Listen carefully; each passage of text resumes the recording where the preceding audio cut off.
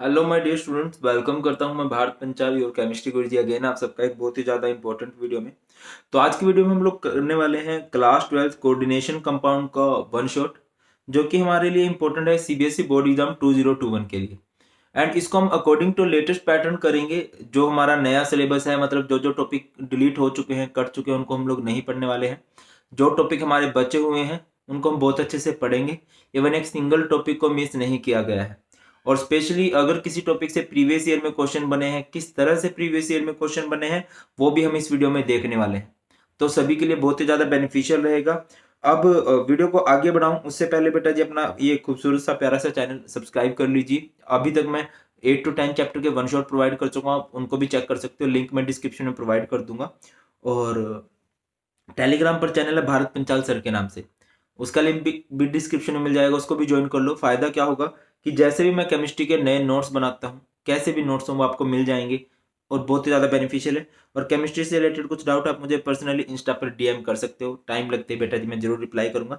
और बात करते हैं, चलिए स्टार्ट करते हैं हम अपने कोऑर्डिनेशन कंपाउंड्स के बारे में कि कोऑर्डिनेशन कंपाउंड्स होते क्या है, किन्हें हम लोग कोऑर्डिनेशन कंपाउंड्स बोलते हैं। सिंपल सी डेफिनेशन होती है कोऑर्डिनेशन कंपाउंड्स की। Those compounds in which central metal atom is attached to ligands या ligand by coordinate bond। क्या होते हैं कोऑर्डिनेशन कंपाउंड? जिसमें सेंट्रल मेटल एटम और लिगेंड एक दूसरे से जुड़े होते हैं बाय कोऑर्डिनेट बॉन्ड। जैसे ये कोऑर्डिनेशन कंपाउंड है, इसमें इसे क्या बोलेंगे हम लोग? इसे बोलने वाले हैं सेंट्रल मेटल एटम, इसे क्या बोलने वाले हैं? लिगेंड। और इनके बीच में बॉन्ड होता है, इसको इस एरो से दिखाते हो, इसको बोलते हैं कोऑर्डिनेट बॉन्ड। और दिखाना चाहो तो आप लोग सिंपली ऐसे भी दिखा सकते हो कि ये हमारे पास क्या है? कोऑर्डिनेट बॉन्ड है। और इस कंपाउंड को हम लोग क्या बोल देंगे? कोऑर्डिनेशन कंपाउंड बोल देंगे। क्लियर है बेटा? कोऑर्डिनेशन कंपाउंड कहते हैं जिसमें सेंट्रल मेटल एटम और लिगेंड्स आपस में जुड़े होते हैं बाय कोऑर्डिनेट बॉन्ड। अब बहुत से बच्चों को क्वेश्चन आएगा कि सर हमने आयनिक बॉन्ड सुना है, हमने कोवलेंट बॉन्ड सुना है, हमने कोऑर्डिनेट बॉन्ड तो नहीं सुना। बहुत बच्चों ने सुना भी होगा, जिन्होंने नहीं सुना उनको मैं बता देता हूँ। कोऑर्डिनेट बॉन्ड क्या होता है? Electron of one atom shared by both bonded atoms. ठीक है, मैं आपको एक एग्जांपल दे रहा हूं कि ए और बी दो दोस्त हैं, बी के पास इलेक्ट्रॉन्स हैं, ठीक है, और ये क्या हो जाए, ये ए एंड बी कुछ इस तरह से, इलेक्ट्रॉन बी के ही हैं बट इनकी शेयरिंग दोनों कर लेते हैं। तो बेटा इस बॉन्ड को क्या बोलेंगे? Coordinate bond. सिंस इलेक्ट्रॉन बी के थे, हेल्प ए की हुई है, तो इसको हम इस एरो से दिखा देते हैं। बी ने यहाँ पे इलेक्ट्रॉन दिए हैं तो B is known as donor, and A ने यहाँ पर इलेक्ट्रॉन लिए हैं तो A is known as acceptor. A को क्या बोलेंगे हम लोग? एक्सेप्टर, और बी को हम लोग क्या बोलने वाले हैं? डोनर। और इनके बीच में जो बॉन्ड है उसे क्या बोलेंगे? Coordinate bond. अब सिंस ये डोनर है, डोनर अगर आपको पता हो, डोनर जो होते हैं वो लुईस बेस होते हैं। तो जो ये डोनर होता है इसको हम लुईस बेस बोल देंगे, और ये जो एक्सेप्टर है इसे हम लोग क्या बोल देंगे? लुईस एसिड बोल देंगे। ये भी इंपॉर्टेंट टर्म है, आपसे पूछ लिया जाता है। तो यहाँ पे ये सेंट्रल मेटल एटम है जो एक्सेप्टर है, ये लिगेंड है जो कि डोनर है। तो लिगेंड क्या होते हैं? एक्चुअल में लुईस बेस होते हैं, और सेंट्रल मेटल एटम क्या होते हैं? लुईस एसिड होते हैं। एक रिक्वेस्ट करूंगा मैं आप लोगों से कि ना आपने वन शॉट पूरा देखना है, ठीक है, और फिर आप देखोगे कि बहुत ज्यादा इंप्रूवमेंट आपको मिलेगी। जितना भी आपको आता है बहुत अच्छे से आपको समझ में आने लगेगा। क्लियर? और मतलब क्वेश्चन लगा के देखोगे, आप में खुद में कॉन्फिडेंस आने लगेगा। और पॉसिबल हो 2x की स्पीड में देख लेना, ठीक है। अगर आपको लग रहा है कि सर स्लो करा रहे हैं, वैसे तो मैं अपनी तरफ से फुल जल्दी करा रहा हूँ। एनी हाउ अगर आपको लगता है कि सर स्लो करा रहे हैं तो 2x की स्पीड में देखो, टाइम बचाना जरूरी है।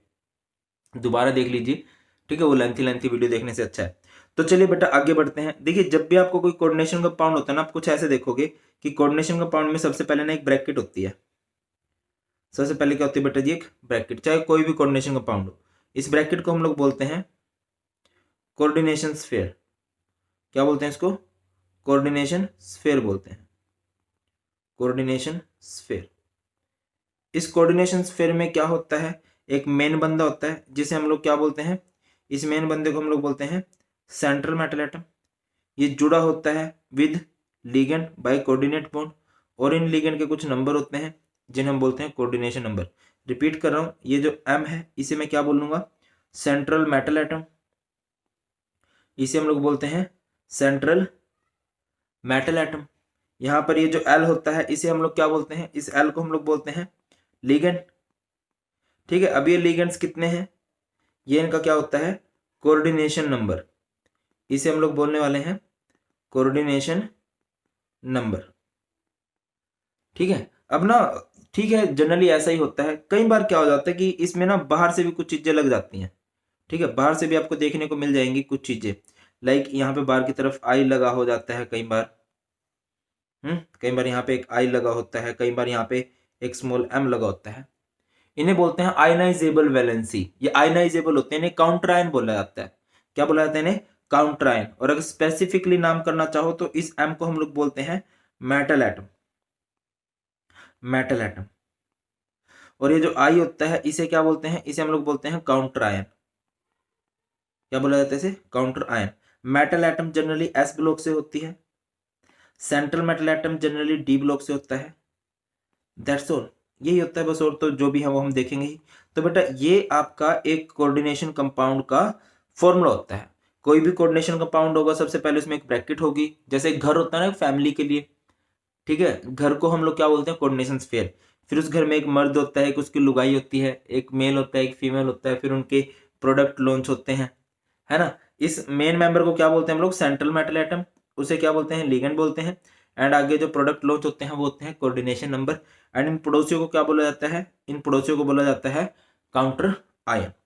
आगे बढ़ते हैं बेटा जी। आप ये जो कोऑर्डिनेशन कंपाउंड होता है ना, कोऑर्डिनेशन कंपाउंड एक्चुअल में एक एडिशन कंपाउंड होता है। एडिशन कंपाउंड क्या होता है, जो दो या दो से ज्यादा सिंपल सोल्ट, सिंपल मॉलिक्यूल से मिलके बनते हैं। तो एडिशन कंपाउंड को ना आगे क्लासिफाई किया जाता है दो टाइप में। एक टाइप है डबल सोल्ट, एक टाइप है कॉम्प्लेक्स। अच्छा, आपकी जानकारी के लिए बताता चलूं कि जो कोऑर्डिनेशन कंपाउंड्स होते हैं इन्हें हम लोग प्यार से क्या भी बोल सकते हैं, इन्हें हम लोग प्यार से कॉम्प्लेक्स भी बोल सकते हैं। चलिए अब यहां पे आते हैं। तो बेटा जी हमारे पास एक होता है डबल सोल्ट, एक होता है कॉम्प्लेक्स। डबल सोल्ट जिसमें नाम से क्लियर है, जिसमें दो सोल्ट होंगे। तो डबल सोल्ट में क्या होता है कि इक्विमोलर अमाउंट में दो सोल्ट मिक्स कर दिए जाते हैं। इक्विमोलर अमाउंट में मतलब बराबर मोल लेने हैं और दो सोल्ट को मिक्स कर देना है। और कॉम्प्लेक्स में क्या होता है, जिसमें कोऑर्डिनेशन सेंट्रल मेटल एटम होता है और लिगेंड होता है। अच्छा प्लीज यार ये अवॉइड करना कि सर आप नहा धो के नहीं बैठते वीडियो में। मैं मतलब नहाता तो मेरी शक्ल ही ऐसी गंदी सी हो जाती है। मैं ना मतलब बढ़ने टढ़ने में ध्यान नहीं देता हूँ मैं, बस ऐसा होता है कि वीडियो बना देता हूँ भाई, जल्दी जल्दी बच्चों को मिले, टाइम वेस्ट ना हो। इन चीजों को भी थोड़ा सा अवॉइड किया करो। मतलब एक बच्चा मुझे बोलता क्या सर आप क्यों नहीं अपनी पर्सनैलिटी की तरफ ध्यान देते हो, मतलब देना चाहिए बंदे को पर्सनैलिटी की तरफ ध्यान। बट अभी यही एग्जाम टाइम है, टाइम कम से कम वेस्ट करना चाहता हूँ, उसमें टाइम बहुत ज्यादा वेस्ट हो जाता है। तो कॉम्प्लेक्स हम लोग किसे बोलते हैं, कॉम्प्लेक्स बोलते हैं हम लोग कोऑर्डिनेशन कंपाउंड को। और डबल सोल्ट क्या होता है, जिसमें इक्विमोलर अमाउंट में दो सोल्ट मिक्स होते हैं। अब कौन सा पॉइंट है जो इनको अलग करता है, देखिए जो कॉम्प्लेक्स के कॉन्स्टिट्यूएंट्स होते हैं ना बेटा, कॉम्प्लेक्स के जो कॉन्स्टिट्यूएंट्स होते हैं, ठीक है। फॉर एग्जांपल मैं आपको एक, जैसे यहां पर बात कीजिए, मैं आपको एक कॉम्प्लेक्स का एग्जांपल दे रहा हूं। लाइक हमारे पास ये है FeCN6,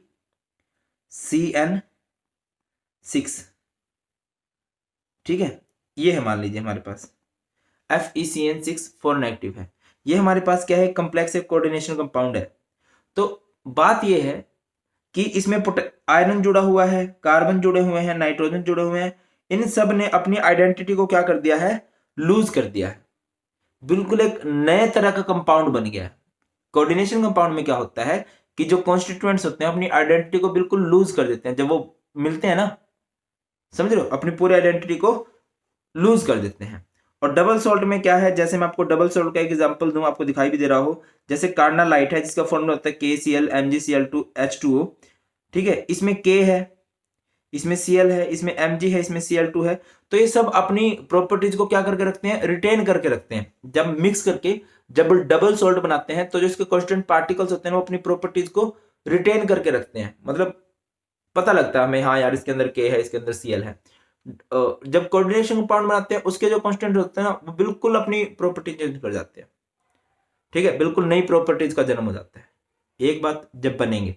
अब जब हम इनको पानी में डाल लेंगे, जब पानी में डाल लेंगे ना तो ये जो डबल सॉल्ट होते हैं, डबल सॉल्ट अपने छोटे छोटे आयंस में टूट जाएंगे।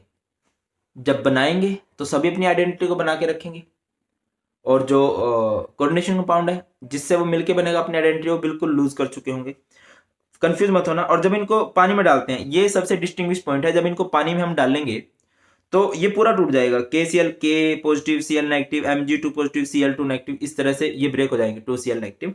बट अगर आप कोऑर्डिनेशन कंपाउंड को पानी में डाल लोगे ना भाई, यहाँ पे ये जो ब्रैकेट है ना, ये ब्रैकेट इनके लिए किसका काम कर रही है, ये एक शील्ड का काम कर रही है, एक मतलब इनको बचा के रखती है, ये इनको टूटने नहीं देगा।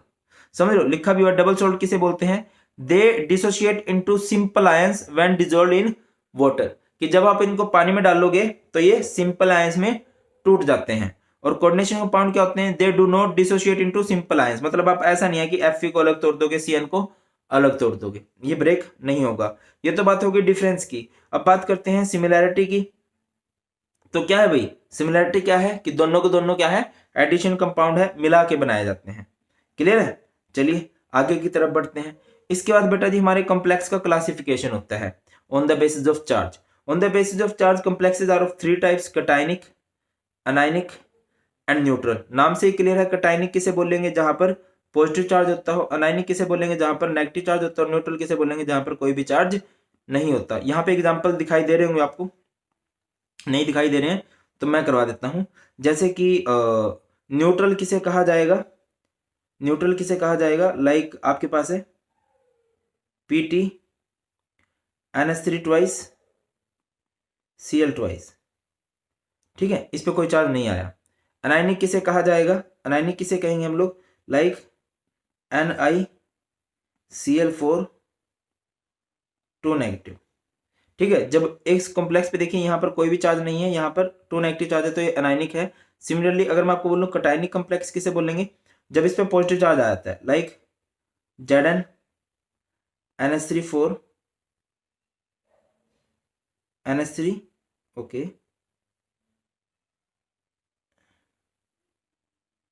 NH3 4, और इस पूरे पे चार्ज कितना आ जाए, अगर इस पूरे पे चार्ज आ जाता है 2 पॉजिटिव, तो ये कैसा कॉम्प्लेक्स बन जाएगा, अगर पॉजिटिव चार्ज है तो कटायनिक कॉम्प्लेक्स, नेगेटिव चार्ज है तो अनायनिक कॉम्प्लेक्स, और अगर कोई भी चार्ज नहीं है तो उसे हम लोग न्यूट्रल कॉम्प्लेक्स बोलते हैं।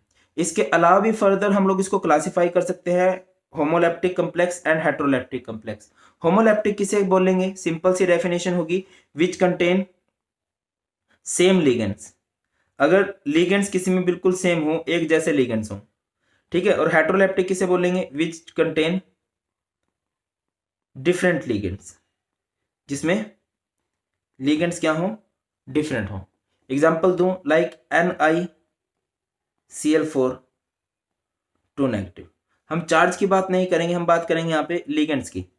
तो यहाँ पे Cl है, 4 है, चारों लिगेंड्स एक जैसे लगे हैं, तो ये क्या है, एक होमोलैप्टिक कॉम्प्लेक्स है, क्योंकि इसमें एक ही जैसे लिगेंड है। और अगर मैं यहीं पे बात करता हूं, लाइक हमारे पास है PT NH3 twice Cl twice, मान के चलो निकल के 4 बेटे हो गए तो होमोलैप्टिक है, बट एक के 2 बेटे हो गए, 2 बेटी होगी तो वो हेट्रोलैप्टिक हो जाएगा।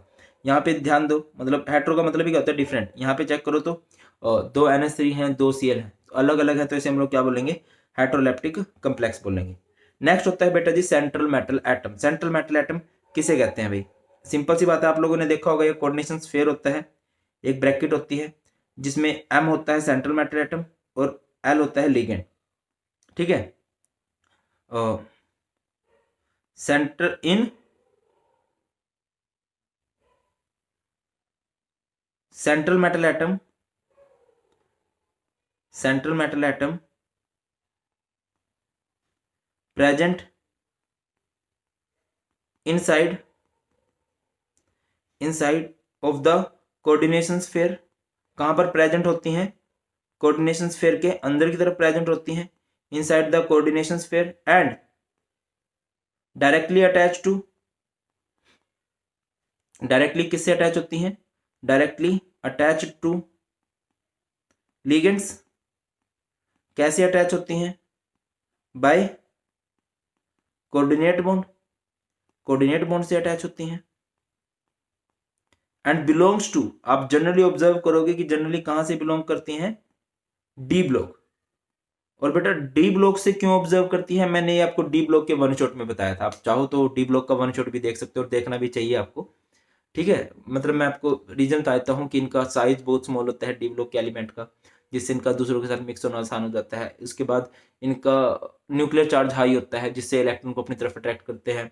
इसके अलावा इनके पास वैकेंट डी ऑर्बिटर होता है कि इनके पास, इनको ना इलेक्ट्रॉन लेने की जगह होती है इनके पास, इस तरह से, ठीक है। और डी ब्लॉक में भी अगर मैं बात करूं तो जनरली आप लोग ऑब्जर्व करोगे कि 3D सीरीज से ही सबसे ज्यादा बनते हैं, 3D सीरीज। अब बेटा ये 3D सीरीज की कॉन्फ़िगरेशन आपको आनी चाहिए, डी ब्लॉक में सिखाई है मैंने, और याद करने की ट्रिक भी मैंने बता रखी है ना। क्या था? बहुत फेमस ट्रिक है, सुनो तुम विवाह कर लो, ठीक है। एक प्रेमी अपनी प्रेमिका को क्या बोलता है? सुनो तुम विवाह कर लो मुझसे, फिर कोई नहीं कहेगा, क्या नहीं कहेगा कोई? जानू। सुनो तुम विवाह कर लो मुझसे, फिर कोई नहीं कहेगा जानू। ये इनके सिंबल होते हैं। स्कैंडियम बोलते हैं इसको, टाइटेनियम इसको बोलते हैं, वैनेडियम इसको बोलते हैं, क्रोमियम, मैग्नीज, आयरन, कोबाल्ट, निकल, कॉपर और ये जिंक। बेटा ये इनके सिंबल है। अच्छा इनके ना दूसरे नाम भी होते हैं, और ये दूसरे नाम कब आते हैं कि देखिए ईएम वर्ड कब है? जब ये मेन मेटल है, ठीक है। ईएम वर्ड कब लगता है? जब ये मेन मेटल होती है। बट अगर कहीं पे मान के चलिए कि आपका कॉम्प्लेक्स एनायनिक हो, याद रखिए अगर आपका कॉम्प्लेक्स एनायनिक हो या फिर मेटल एटम प्रेजेंट हो, नोमेनक्लेचर में आप देखोगे तो इनके नाम के नाम लास्ट में ना 8 लग जाता है, ठीक है। लाइक स्कैंडियम को स्कैंडेट बोल लेंगे, टाइटेनियम को टाइटेनेट बोल लेंगे, वैनेडियम को वैनेडेट बोल लेंगे, क्रोमियम को क्रोमेट बोल देंगे, मैग्नीज को मैग्नेट बोल देंगे, आयरन को फेरेट बोल देंगे, कोबाल्ट को कोबाल्टेट बोल देंगे, निकल को निकलेट बोल देंगे, कॉपर को कुपरेट एंड जिंक को जिंकेट। इस तरह से इनके नाम हो जाएंगे। इसके अलावा भी बहुत सी मेटल्स हैं, मतलब इसके अलावा अगर मैं बात करता हूं तो लाइक आपके पास एयू हो सकता है। एयू को हम क्या बोलते हैं? गोल्ड बोलते हैं। बट इसका नाम, वो तो नेम है, मतलब मेन नेम इनका यही रहेगा गोल्ड। बट अगर कभी कम्प्लेक्स आपका एनायनिक हो जाए, पता है ना एनायनिक कम्प्लेक्स जिसपे नेगेटिव चार्ज आता है, तो इनके नाम चेंज हो जाते हैं। और इसका नाम चेंज होकर क्या बनेगा? मैं चेंज होने वाला नाम बता रहा हूँ, ओरेट हो जाएगा। मान लिए एजी है, एजी को क्या बोलते हैं? सिल्वर बोलते हैं, बट उसका नाम चेंज होकर क्या बन जाएगा? अर्जेंटेट हो जाएगा, ठीक है। एल है, एल्यूमिनियम का नाम चेंज होकर क्या बन जाएगा? एल्यूमिनेट बन जाएगा भाई, ठीक है। अगर कहीं पे पीडी है, पैलेडियम है, तो उसका नाम क्या हो जाएगा? पैलेडेट हो जाएगा, ठीक है। अगर कहीं पे मान लीजिए मरकरी है, मरकरी का नाम हो जाएगा मर्क्यूरेट, मर्क्यूरेट, ठीक है। तो मतलब इस तरह से नाम होता है इनका, तो प्लीज देख लेना वो। और वो वैसे जनरली इनमें से ही आएगा, फिर भी आप अपनी प्रैक्टिस के लिए थोड़े से ज्यादा एग्जाम्पल ट्राई कर सकते हो। आगे बढ़ते हैं बेटा। सबसे जरूरी है, इस चैप्टर को आप बिल्कुल भी नहीं सीख सकते अगर आपको लिगेंड्स के बारे में नहीं पता है कि लिगेंड्स क्या होते हैं। लिगेंड्स क्या होते हैं? First of all directly attach to central metal atom.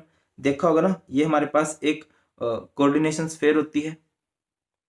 Coordination sphere में मेटल होता है, और उस मेटल से कौन जुड़े होते हैं? लिगेंड जुड़े होते हैं। एक्चुअल में लिगेंड्स के पास इलेक्ट्रॉन्स होते हैं, और वो अपने इलेक्ट्रॉन्स को डोनेट करते हैं टू सेंट्रल मेटल एटम। लिखा भी हुआ है, directly attach to central metal atom by donating their lone pair of electron to central metal atom. Central metal atom से जुड़े होते हैं, और कैसे जुड़े होते हैं? By donating their lone pair of electron, ठीक है। अब ना यहाँ पे एक छोटा सा टॉपिक आता है, जिसे हम लोग प्यार से किस नाम से जानते हैं? डेंटिसिटी के नाम से जानते हैं। किस नाम से जानते हैं? डेंटिसिटी। डेंटिसिटी का मतलब क्या होता है? Total number of donor atom in a ligand. Total number of donor atoms in a ligand, कि एक लिगेंड के अंदर कितने डोनर एटम्स हैं। बेटा जी ये जो पेज है, जिस पेज पे हम करंटली काम कर रहे हैं, मैं आपको 100% बोलता हूं कि इस पेज से एक क्वेश्चन आपका बनेगा ही बनेगा, 101%। कुछ भी हो जाए, इस पेज से एक क्वेश्चन बनेगा बनेगा। और ज्यादा आपको ऑब्जर्व करना है तो आप अपने स्कूल के प्री बोर्ड में देख सकते हो कि बन रहे हैं कि नहीं बन रहे हैं, ठीक है। अच्छे से देखोगे। Total number of donor atoms in a ligand, कि एक लिगेंड के अंदर कितने डोनर एटम है इन अ लिगेंड। ठीक है, तो सबसे पहले हम लोग यहाँ पर एक्सप्लेन करेंगे मोनोडेंटेड लिगेंड्स को। मोनो का मतलब होता है वन, डेंटेड मतलब जिसकी डेंटिसिटी वन हो, या फिर ऐसे लिगेंड्स जिनके पास एक डोनर एटम होता है, जैसे कि fluorine negative, chlorine negative, bromine negative, CN negative, H2O, NO2, ये सब के सब क्या है बेटा जी, मोनोडेंटेड लिगेंड है, इनमें एक डोनर एटम होता है। सिमिलरली यहाँ पर नेक्स्ट एग्जांपल आ जाता है बड़ा फेमस बाइडेंटेंट लिगेंड्स। बाइडेंटेंट किसे कहते हैं? Those ligands which have two donor atom. अगर किसी में दो डोनर एटम है, इसको थोड़ा सा एक्सप्लेन कर लेते हैं। बाइडेंटेंट लिगेंड्स, बाइडेंटेंट किसे कहेंगे हम लोग? वो लिगेंड जिनके पास दो डोनर एटम रहते हैं। ठीक है, मैं एग्जांपल देता हूँ, शायद का पक्का आपको ज्यादा समझ में आना चाहिए। ठीक है, जैसे आपके पास है ऑक्सालेटो, एक बड़ा फेमस एग्जांपल होता है ऑक्सालेटो। ऑक्सालेटो का फॉर्मूला होता है C2O4 2 नेगेटिव। ये बना कैसे ऑक्सालेटो? ऑक्सालेटो बना है ऑक्सैलिक एसिड से।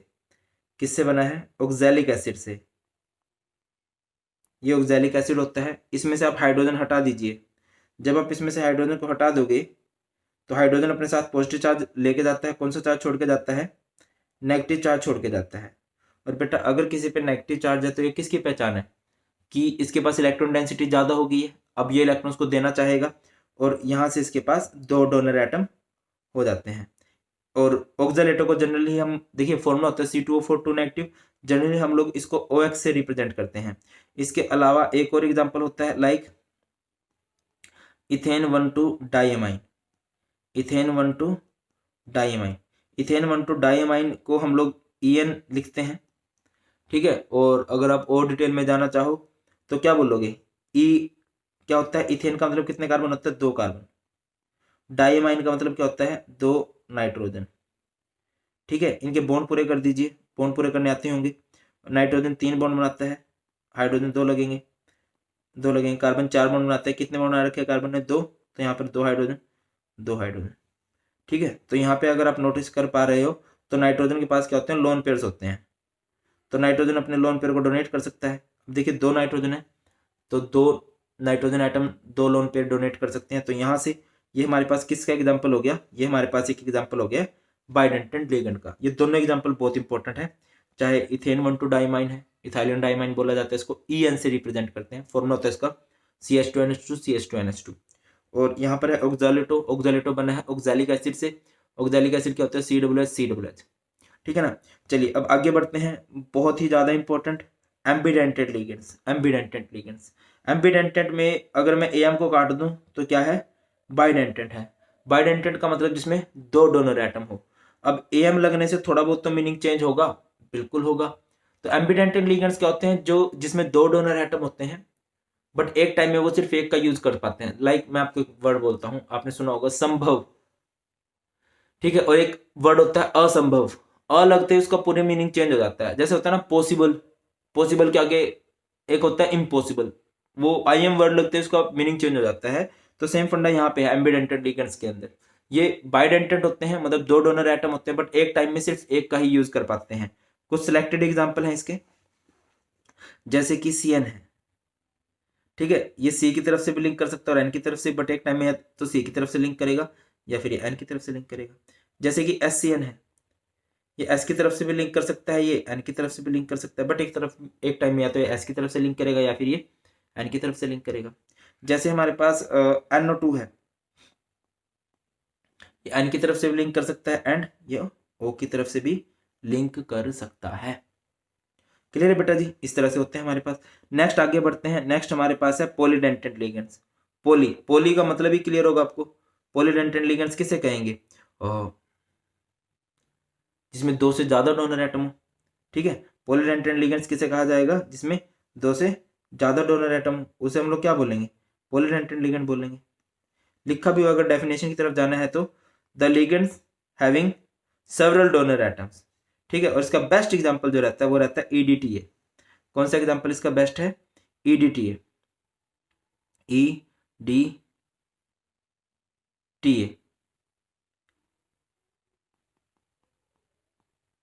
EDTA की फुल फॉर्म क्या होती है? इथाइलिन या ethane diamine tetra acetate ion, acetate ion, ethane diamine tetra acetate ion. इथ का मतलब कितने कार्बन होते हैं बेटा जी? 2 कार्बन। डायमाइन यानी कि 2 nitrogen. Acetate ion, acetate ion word निकला है एसिटिक एसिड से। एसिटिक एसिड को बोलते हैं CH3COOH, और जब आप इसे लिंक करोगे तो वो कुछ इस तरह से लिंक होगा, CH2COO negative, CH2COO negative, again CH2COO negative, यहाँ पर भी CH2COO नेगेटिव। बाकी बॉन्ड पूरे कर लो, यहाँ पे H2 लग जाएगा, H2 लग जाएगा। पेपर में क्वेश्चन क्या पूछा जाता है कि इसके अंदर कितने डोनर एटम हैं? तो याद रखिए ये एक हेक्साडेंटेट लिगेंड होता है। हेक्साडेंटेट लिगेंड्स क्या होते हैं? जिसमें 6 डोनर एटम हो। सर 6 डोनर एटम कहाँ से हुए? बेटा देखो ये नेगेटिव चार्ज है, नेगेटिव चार्ज में इलेक्ट्रॉन डेंसिटी हाई है। कितनी जगह पे नेगेटिव चार्ज है? 1 2 3 4, और ये आपको लोन पेयर भी दिखाई दे रहे होंगे। ठीक है, 4 जगह पे नेगेटिव चार्ज है और नाइट्रोजन पे लोन पेयर है, तो ये एक हेक्साडेंटेट लिगेंड हो गया। अभी अगले टॉपिक की तरफ बढ़ते हैं। तो नेक्स्ट है हमारे पास चिलेटिंग लिगेंड्स। चिलेट या चिलेटिंग लिगेंड्स हम लोग किसे कहते हैं? याद रखिए, when a polydentate ligand coordinate to a metal ion through more than one electron pair of donor sites simultaneously is called chelation. The resulting complex has ring-like structure and such ligand is called chelating ligand. And chelating ligand form more stable complexes than similarly ordinary complex. कहना क्या चाह रहे हैं? वो एक वो 3 idiot का dialogue होता है ना, कहना क्या चाहते हो, कि जब कोई बाइडेंटेंट लिगेंड जुड़ता है, बाइडेंटेंट लिगेंड जुड़ता है या पॉलीडेंटेंट लिगेंड जुड़ता है सेंट्रल मेटल एटम के साथ, तो एक रिंग टाइप का स्ट्रक्चर बन जाता है। इस प्रोसेस को चिलेशन बोलते हैं, उस स्ट्रक्चर को चिलेट बोलते हैं, और उस लिगेंड को चिलेटिंग लिगेंड बोलते हैं। ज्यादा अच्छे से समझाता हूं। लाइक आपके पास है NiCl2En2, En लिख लेते हैं, ठीक है। तो यहाँ पे सेंट्रल मेटल एटम कौन है? निकल है, ठीक है। और यहाँ पर क्या होगा? Cl लगा दीजिए, यहाँ पे हमने Cl लगा दिया। और En का तो आपको पता ही होगा, En एक कैसा लिगेंड है? En एक बाइडेंटेंट लिगेंड है। बाइडेंटेंट लिगेंड्स क्या होते हैं? जो 2 जगह से जुड़ते हैं, ठीक है। ऐसे होता है ना बेटा, ethylene diamine CH2 NH2 CH2 NH2, ठीक है, ये होता है। तो ये यहां से इसको यूज करेगा, इसको, ठीक है, यहाँ पे होते हैं, इनको यूज करेगा और ये लिंक करेगा, तो 2 साइड से लिंक करेगा। और जब ये 2 तरफ से लिंक करेगा तो एक साइक्लिक स्ट्रक्चर बन जाएगा। इसको हम लोग क्या बोलते हैं? चिलेट। इस लिगेंड को जिसने रिंग लाइक स्ट्रक्चर बनाया, इसे बोलेंगे चिलेटिंग लिगेंड। और इस स्ट्रक्चर को, इस प्रोसेस को क्या बोलते हैं? चिलेशन बोलते हैं। काम की बात समझिए कि ये जो होता है ना, ये एक्स्ट्रा स्टेबल होता है। इस रिंग टाइप के स्ट्रक्चर की वजह से इसमें स्टेबिलिटी जो है वो थोड़ी सी ज्यादा आ जाती है, थोड़ी सी एक्स्ट्रा आ जाती है। क्लियर है बात? होनी चाहिए। चलिए आगे बढ़ते हैं। इसके बाद होता है क्लासिफिकेशन ऑफ लिगेंड। बहुत इंपॉर्टेंट है, आपको आना चाहिए। मैंने बोला है कि इसके बिना आप चैप्टर नहीं सीख सकते। तो देखिए, वो तो हमने मोनोडेंटेंट कर दिया जो एक साइड से जुड़ते हैं, बाइडेंटेंट जो 2, एम्बिडेंटेंट जो 2 साइड से जुड़ सकते हैं बट जुड़ेंगे एक साइड से, पॉलीडेंटेंट जो 2 से ज्यादा साइड से जुड़ते हैं। तो लिगेंड्स का क्लासिफिकेशन होता है। तो 3 तरह से हम लिगेंड्स को क्लासिफाई कर सकते हैं। सबसे पहले हम लोग बात करेंगे अनायनिक लिगेंड्स की, फिर हम लोग बात करेंगे कटायनिक लिगेंड्स की, और फिर हम लोग बात करेंगे अबाउट न्यूट्रल लिगेंड्स। किसकी बात करेंगे? न्यूट्रल लिगेंड्स की। अनायनिक लिगेंड्स क्या होते हैं? जिसपे नेगेटिव चार्ज होता है। कटायनिक लिगेंड जिसपे पॉजिटिव चार्ज होता है। न्यूट्रल लिगेंड जिसपे कोई भी चार्ज नहीं होता। कटायनिक लिगेंड्स हमारे सिलेबस में नहीं है तो मैं इनको पढ़ने भी नहीं वाला हूं। देखिए अनायनिक लिगेंड्स को ना फर्दर क्लासिफाई कर सकते हो आप लोग, मोनोडेंटेट, मोनोडेंटेट एंड बाइडेंटेट से, ठीक है। सिमिलरली आप न्यूट्रल लिगेंड्स को भी फर्दर क्लासिफाई कर सकते हो अगर करना चाहो तो, ना भी करना चाहो तो भी करना ही पड़ेगा। Monodentate and bidentate. मोनोडेंटेट बेटा जो एक साइड से जुड़ते हैं, जिसमें एक डोनर एटम होता है, तो इन पे -1 चार्ज आएगा, इन पे -2 चार्ज आएगा। और न्यूट्रल तो कितनी साइड से भी जुड़े, उन पर कोई भी चार्ज नहीं रहेगा। एग्जाम्पल करते हैं, जैसे फ्लोरिडो,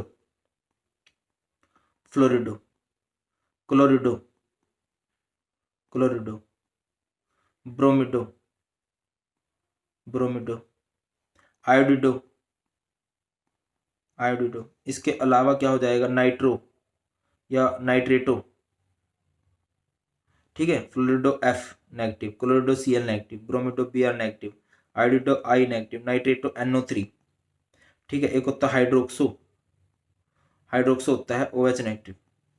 ठीक है। एक होता है साइनो, कई जगह पे इसको साइनिडो भी लिखा गया, कोई दिक्कत नहीं है, CN। अगर मैं इसको उल्टा कर दूंगा तो ये हो जाएगा आइसोसाइनो, आइसोसाइनो, NC। इसके बाद होता है thiocyanato, thiocyanato, thiocyanato is SCN। अगर मैं इसको उल्टा कर दूं NCS तो ये क्या हो जाएगा आइसोथायोसाइनेटो। ठीक है। इसके अलावा एक होता है नाइट्रिटो, नाइट्रिटो, नाइट्रिटो इज NO2। एक और होता है नाइट्रिटो, ये होता है ONO।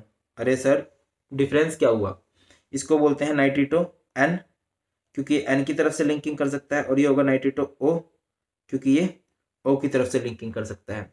इसमें बाइडेंटेंट का एग्जांपल दे तो इसका बेस्ट एग्जांपल रहता है ऑक्सैलेटो। ऑक्सैलेटो को हम OX से रिप्रेजेंट करते हैं, फॉर्मूला क्या होता है C2O4, C इस तरह से। इसमें बेटा अब एक चीज देख रहे हो, जितने भी अनायनिक लिगेंड्स है ना बेटा, इन सब के नाम के लास्ट में क्या लगता है, O लगता है। अगर आप नोटिस कर पा रहे हो, सबके नाम के लास्ट में O जरूर लगता है। चलिए अब इन पे चलते हैं न्यूट्रल लिगेंड्स पे। न्यूट्रल्स का क्या है, 2-4 एग्जांपल हैं, सारी फेमस हैं, like aqua, aqua word is used for H2O।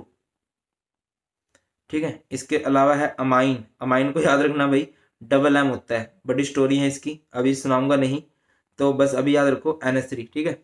एक होता है कार्बोनिल, कार्बोनिल क्या होता है CO। एक होता है नाइट्रोसिल, नाइट्रोसिल क्या होता है NO। एक होता है थायोनिल, थायोनिल क्या होता है SO। और बाइडेंटेंट का एग्जांपल तो अभी बताया मैंने आपको लोगों को, इथेन 1,2 डाइमाइन, इथेन 1,2 डाइमाइन क्या होता है, ethane 1,2 diamine CH2 CH2 NH2 NH2। Clear है। चलिए तो इसके बाद हमारा नेक्स्ट आता है बेटा जी nomenclature, nomenclature of coordination compound. Coordination compound का नोमेनक्लेचर कैसे करते हैं, और यहाँ पे मैं सिलेक्टेड से एग्जांपल लिए हैं मैंने, मतलब करने में तो फुल डिटेल में भी जा सकते हैं। अच्छा किसी टॉपिक को अगर आप और डिटेल में समझना चाहते हो ना बेटा, कमेंट सेक्शन में लिख सकते हो, पेपर से पहले मैं उस टॉपिक को और ज्यादा डिटेल में, मतलब डिटेल में भी करवा सकता हूँ, ऐसा कोई इश्यू नहीं है। ठीक है। तो आप बोल सकते हो कि सर इस टॉपिक को थोड़ा ज्यादा इलेबोरेट कर दो, तो उसको हम लोग ज्यादा इलेबोरेट कर लेंगे। नोमेनक्लेचर की बात करते हैं, तो नोमेनक्लेचर का भैया जैसे हमारे पास, आप सबको पता होगा, ऑलवेज, ऑलवेज ये तो हमारा नियम है, चाहे कोई सी भी केमिस्ट्री हो, cation is always named first. Cation का नाम हमेशा पहले होता है, अनायन का नाम हमेशा बाद में होता है। चलिए आगे बढ़ते हैं। तो जैसे आपके पास कोई कोऑर्डिनेशन कंपाउंड है, कोऑर्डिनेशन कंपाउंड में क्या होगा, मेटल होगा, लिगेंड होगा और उनका नंबर होगा। ठीक है। तो हमेशा जब भी आप कभी नाम करोगे ना, तो लिगेंड्स का नाम पहले आएगा और मेटल एटम का नाम बाद में आएगा, सेंट्रल मेटल एटम का नाम। ठीक है। और इसके बाद में इसकी यहाँ पे ऑक्सीडेशन स्टेट लिखी जाती है। ऑक्सीडेशन स्टेट आपने लिखनी है इन रोमन लेटर्स। किस में लिखनी है, रोमन लेटर्स में लिखनी है। ठीक है। ये जो सेंट्रल मेटल एटम होती है डी ब्लॉक से होती है, वही आयरन, कोबाल्ट, निकर। ठीक है। उसका नाम चेंज भी होता था, फेरेट वगैरह भी होता था। तो नाम कब चेंज होगा, name of central metal atom will be changed, कब चेंज होगा अभी, will be changed in anionic complex. Anionic complex हो, अनायनिक कंप्लेक्स मतलब उस स्फीयर के ऊपर नेगेटिव चार्ज हो, या फिर क्या हो जाए, मेटल एटम इज प्रेजेंट, अगर या फिर मेटल एटम प्रेजेंट रहे। ठीक है। बाकी एग्जांपल करते हैं, मेटल एटम यहाँ पे प्रेजेंट होता है, एग्जांपल करते हैं और ज्यादा फील आएगी आपको। चलिए बेटा, जैसे इसका नाम हमें करना है, बहुत प्यारा एग्जांपल है, और मैंने ऊपर ना आपको क्या कर रखा है, लिगेंड्स की टेबल दे रखी है, सो दैट ना आपके लिए थोड़ी सी आसानी रहे। ठीक है। आप बहुत आसानी से सीख सको कि भैया चीज क्या है, स्टोरी क्या है, सर कहना क्या चाहते हैं। चलिए लिगेंड्स की टेबल थोड़ी सी बड़ी कर देता हूँ, तुम्हारे लिए ज्यादा आसानी रहेगी। चलिए बेटा, ये लिगेंड्स की टेबल है। तो ये हमारे पास क्या है, आपको दिखाई दे रहा होगा, ये हमारे पास क्या है, कोऑर्डिनेशन स्फीयर है। कोऑर्डिनेशन स्फीयर में पहले नाम किसका होता है, हमेशा याद रखिए, लिगेंड्स का नाम पहले होगा, सेंट्रल मेटल एटम का नाम बाद में होगा। अब लिगेंड दो हैं, एक लिगेंड क्या है जिसे हम लोग बोलते हैं अमाइन, ठीक है, और दूसरा लिगेंड क्या है, Cl, जिसे हम लोग क्या बोलते हैं, क्लोरिडो। अब इन दोनों में से किसका नाम पहले आएगा, ऑब्वियसली जब आपको पता है कि जब 2-3 जगह कंपटीशन हो जाता है, मेरा नाम पहले आना चाहिए, मेरा नाम पहले आना चाहिए, हमेशा नाम होता है अल्फाबेटिकल ऑर्डर में। तो नाम पहले आएगा अमाइन का। फर्स्ट लेटर स्मॉल लिखते हैं इसमें, तो इसका नाम होगा 3 है ना, ये 3 है तो ट्राई NH3 को क्या बोलेंगे हम लोग, amine, try amine, amine done. उसके बाद इस पे चलो 3 क्लोराइड है तो इसका नाम होगा ट्राई क्लोरिडो। ठीक, उसके बाद Cr पे आएंगे। Cr को क्या बोलते हैं बेटा जी, हम लोग क्रोमियम बोलते हैं। क्या बोलते हैं, क्रोमियम, क्रोमियम ही बोल लेंगे भी। नाम कब चेंज हो सकता था क्रोमियम का बेटा जी, या तो यहाँ पे नेगेटिव चार्ज होता या फिर यहाँ पे मेटल एटम, इनमें से कुछ भी होता तो नाम चेंज होता, अदरवाइज नहीं होगा। तो इसका नाम क्रोमियम होगा। यहाँ पे ब्रैकेट, अब क्रोमियम को क्या मान लोगे आप लोग, X NH3 कितनी है 3, 0 Cl कितने हैं 3, -1 इज इक्वल टू, इस पूरे पे चार्ज कोई चार्ज नहीं है 0, X इज इक्वल टू कितना आ गया 3। ठीक है नहीं, तो यहाँ पे हम रोमन में क्या लिख देंगे 3 लिख देंगे। अगले एग्जांपल पे चलते हैं। जैसे हमारे पास है CO NH3 4Cl2 Cl। ठीक है, हमें इसका नाम करना है। तो बेटा नाम पहले किसका होता है हमेशा, देखिए अगर आप डायरेक्ट स्फीयर में एंटर कर रहे हो, कोऑर्डिनेशन स्फीयर में एंटर कर रहे हो, तो लिगेंड्स का नाम पहले होगा, लिगेंड्स ये हैं, इसका नाम पहले होगा, इसका नाम बाद में होगा। सर आपने इनका तो सीन ही नहीं बताया, इनका नाम कब होता है। देखो अगर आप स्फीयर में एंटर कर रहे हो, जैसे यहाँ बाहर कुछ नहीं है, सीधा स्फीयर में एंट्री होगी, स्फीयर में लिगेंड्स का नाम पहले होता है, इसका नाम बाद में होता है। इन केस यहाँ पे कुछ है या फिर यहाँ पे कुछ है तो इसका नाम पहले हो जाएगा। अगर ये भी होता, वैसे दोनों नहीं हो सकते एक टाइम पे, अगर ये भी होता तो इसका नाम पहले होता, अब ये सबसे बाद में है तो इसका नाम सबसे बाद में होगा। देखिए कैसे होगा नाम, समझिए। तो बेटा पहले तो ये लिगेंड्स है, इनके नाम को निपटाओ। NH3 को क्या बोलते हैं, अगेन कुछ गलती तो नहीं है मुझसे, नहीं कोई गलती नहीं है। NH3 को क्या बोलते हैं, अमाइन बोलते हैं। Cl को क्या बोलते हैं, क्लोरिडो बोलते हैं। ठीक है, ये लिगेंड्स हैं जो कोऑर्डिनेशन स्फीयर के अंदर होते हैं, वो लिगेंड्स होते हैं। और ये भाई साहब क्या है, ये भाई साहब काउंटर आयन है, ये स्फीयर से बाहर है। तो बेटा जी पहले नाम होगा इसका अल्फाबेटिक ऑर्डर में, और ये 4 है तो 4 को हम लोग क्या बोल देंगे, टेट्रा। और Cl को क्या बोल देंगे, क्लोरिडो, टेट्रा क्लोरिडो। उसके बाद 2 है तो डाई, सॉरी टेट्रा क्लोरिडो नहीं बोलेंगे, अमाइन है ये 4 जो है अमाइन है, तो इसका नाम क्या होगा टेट्रा। और NH3 को क्या बोलेंगे हम लोग, अमाइन, टेट्रा अमाइन। उसके बाद 2 है क्लोरीन है तो इसका नाम क्या होगा, डाई क्लोरिडो। क्या बोलेंगे इसको, di chlorido, tetra ammine di chlorido. उसके बाद CO को क्या बोलेंगे भाई, CO is known as cobalt, bracket, और लास्ट में क्या लिखेंगे Cl है तो इसको लिखेंगे क्लोराइड। अब बहुत से बच्चे बोलेंगे कि सर इसको क्लोराइड क्यों बोल रहे, इसको क्लोरिडो क्यों नहीं बोल रहे। बेटा ये जो बाहर है, ये जो बाहर है, ये काउंटर आयन है, तो काउंटर आयन के एंड में ओ नहीं लगता, लिगेंड्स के एंड में लगते हैं जो भी हमारे नाम होते हैं। ठीक है, तो सिंस ये हमारे पास क्या है, काउंटर आयन है, तो इसके एंड में ओ नहीं लगेगा, इसका नाम सिंपल लिखा जाएगा क्लोराइड। इज दैट क्लियर और नॉट। देखिए ये लिगेंड्स थे, पहले लिगेंड्स का नाम निपटाया, फिर सेंट्रल मेटल एटम का नाम निपटाया, और ये सबसे लास्ट में है तो इसका नाम सबसे लास्ट में ही लिखने वाले हो। चलिए अभी क्या करोगे आप लोग, अभी इस CO की ऑक्सीडेशन स्टेट निकाल लोगे। ऑक्सीडेशन स्टेट निकालने के लिए CO को X मान लोगे। NH3 कितने हैं 4। अब NH3 क्या है कि न्यूट्रल लिगेंड है। सर आपको कैसे पता न्यूट्रल लिगेंड है, दादा देखो ना ये न्यूट्रल लिगेंड में ये लिखा हुआ है NH3। ठीक है, तो NH3 पे कितना चार्ज होगा, 0 चार्ज होगा। Cl कितने हैं यहाँ पे जो लिगेंड का रोल प्ले कर रहे हैं 2, और Cl पे कितना चार्ज होता है, ध्यान दीजिए Cl एक नेगेटिव लिगेंड है और Cl पे चार्ज कितना होता है -1।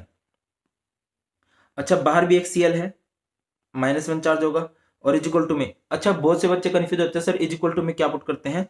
बेटा इज इक्वल टू में हम लोग पुट करते हैं जिस पूरे के ऊपर चार्ज दिया होता है, इसके ऊपर कोई चार्ज नहीं दिया हुआ तो इज इक्वल टू में हम क्या पुट करेंगे 0।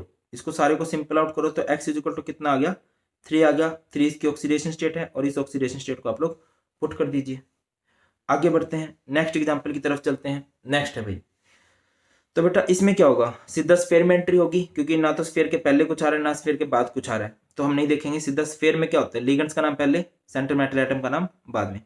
तो 4 है ना, तो 4 को क्या बोलेंगे, एक ही लिगेंड है, 4 को बोल देंगे टेट्रा। Cl को क्या बोलेंगे क्लोरिडो।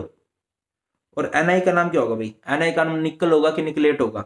बेटा मैं बार बार एक ही चीज बोल रहा हूँ कि अगर ऊपर नेगेटिव चार्ज आ जाता है तो नाम चेंज हो जाता है। तो Ni का नाम क्या हो जाएगा निकलेट। ठीक है, ब्रैकेट, और लास्ट में क्या लगेगा, लास्ट में तो सर कुछ दे रखा, कुछ भी नहीं लगेगा, बिल्कुल कुछ भी नहीं लगेगा, बट ऊपर चार्ज तो दे रखा है। चार्ज को कैसे बताएंगे हम, चार्ज भी तो बताना है, तो चार्ज बताने के लिए हम लोग लास्ट में क्या लगा देंगे, इसमें आयन लगा देंगे। अब निकल की ऑक्सीडेशन स्टेट निकाल लीजिए एक बार। तो निकल की ऑक्सीडेशन स्टेट निकालने के लिए निकल को क्या मान लोगे आप लोग, एक्स, Cl कितने हैं 4, Cl पे चार्ज -1 होता है इज इक्वल टू में -2, एक्स इज इक्वल टू कितना हो गया यहाँ से, एक्स इज इक्वल टू 2 हो गया। तो यहाँ पे आप लोग 2 रोमन में लिख दीजिए। ठीक है सर, 2 रोमन में लिख दिया। अगले एग्जाम्पल की तरफ चलते हैं। बहुत बढ़िया एग्जाम्पल है, बहुत बढ़िया एग्जाम्पल है, बहुत बार पूछा गया है एग्जाम्पल। अब देखिए बेटा, सीन क्या होता है कि जब हम कोऑर्डिनेशन स्फीयर में एंटर करते हैं तो लिगेंड्स का नाम पहले होता है, सेंट्रल मेटल एटम का नाम बाद में होता है। बट हम डायरेक्ट स्फीयर में एंटर नहीं कर सकते, कुछ स्फीयर के बाहर कुछ है, K3 है, तो पहले हमें इसका नाम करना पड़ेगा। अभी K को क्या बोलते हैं ये बताइए। K को बेटा जी हम लोग बोलते हैं, पता हो तो पता ही होगा, K को बोला जाता है पोटेशियम। हाँ तो ठीक है ना सर, 3 पोटेशियम में ट्राई पोटेशियम लिखिए ना। समझिए बेटा, ये जो काउंटर आयन होते हैं जो स्फीयर के बाहर होते हैं, इनका नंबर हम मेंशन नहीं कराते, डाई ट्राई टेट्रा नहीं लिखते हम लोग। ठीक है, सिंथा लिखना है पोटेशियम। ठीक है, तो इसका नाम डन, इसका नाम हो गया। स्फीयर में पहुंचने की बारी आ चुकी है। तो लिगेंड्स का नाम पहले होगा। लिगेंड्स को क्या बोलते हैं, 6 हैं, 6 लिगेंड को क्या बोलेंगे, हेक्सा। Cn को क्या बोलेंगे, साइनो। एंड Fe को क्या बोलेंगे, Fe को क्या बोलेंगे, आयरन की फेरेट। Fe का जो नाम होगा, Fe का नाम क्या होने वाला है, फेरेट होने वाला है। ठीक है, Fe का नाम क्या होने वाला है, फेरेट। चलिए मैं आपको एक बंदे के दर्शन कराता हूँ सुबह सुबह, वीडियो बनते टाइम आपको भी अच्छा लगेगा। नहाया नहीं है ये है मेरी सबसे बड़ी चीज। वरनो करके दिखा दे, बू कर दे, बू ने बू कर दे दांदाड़े।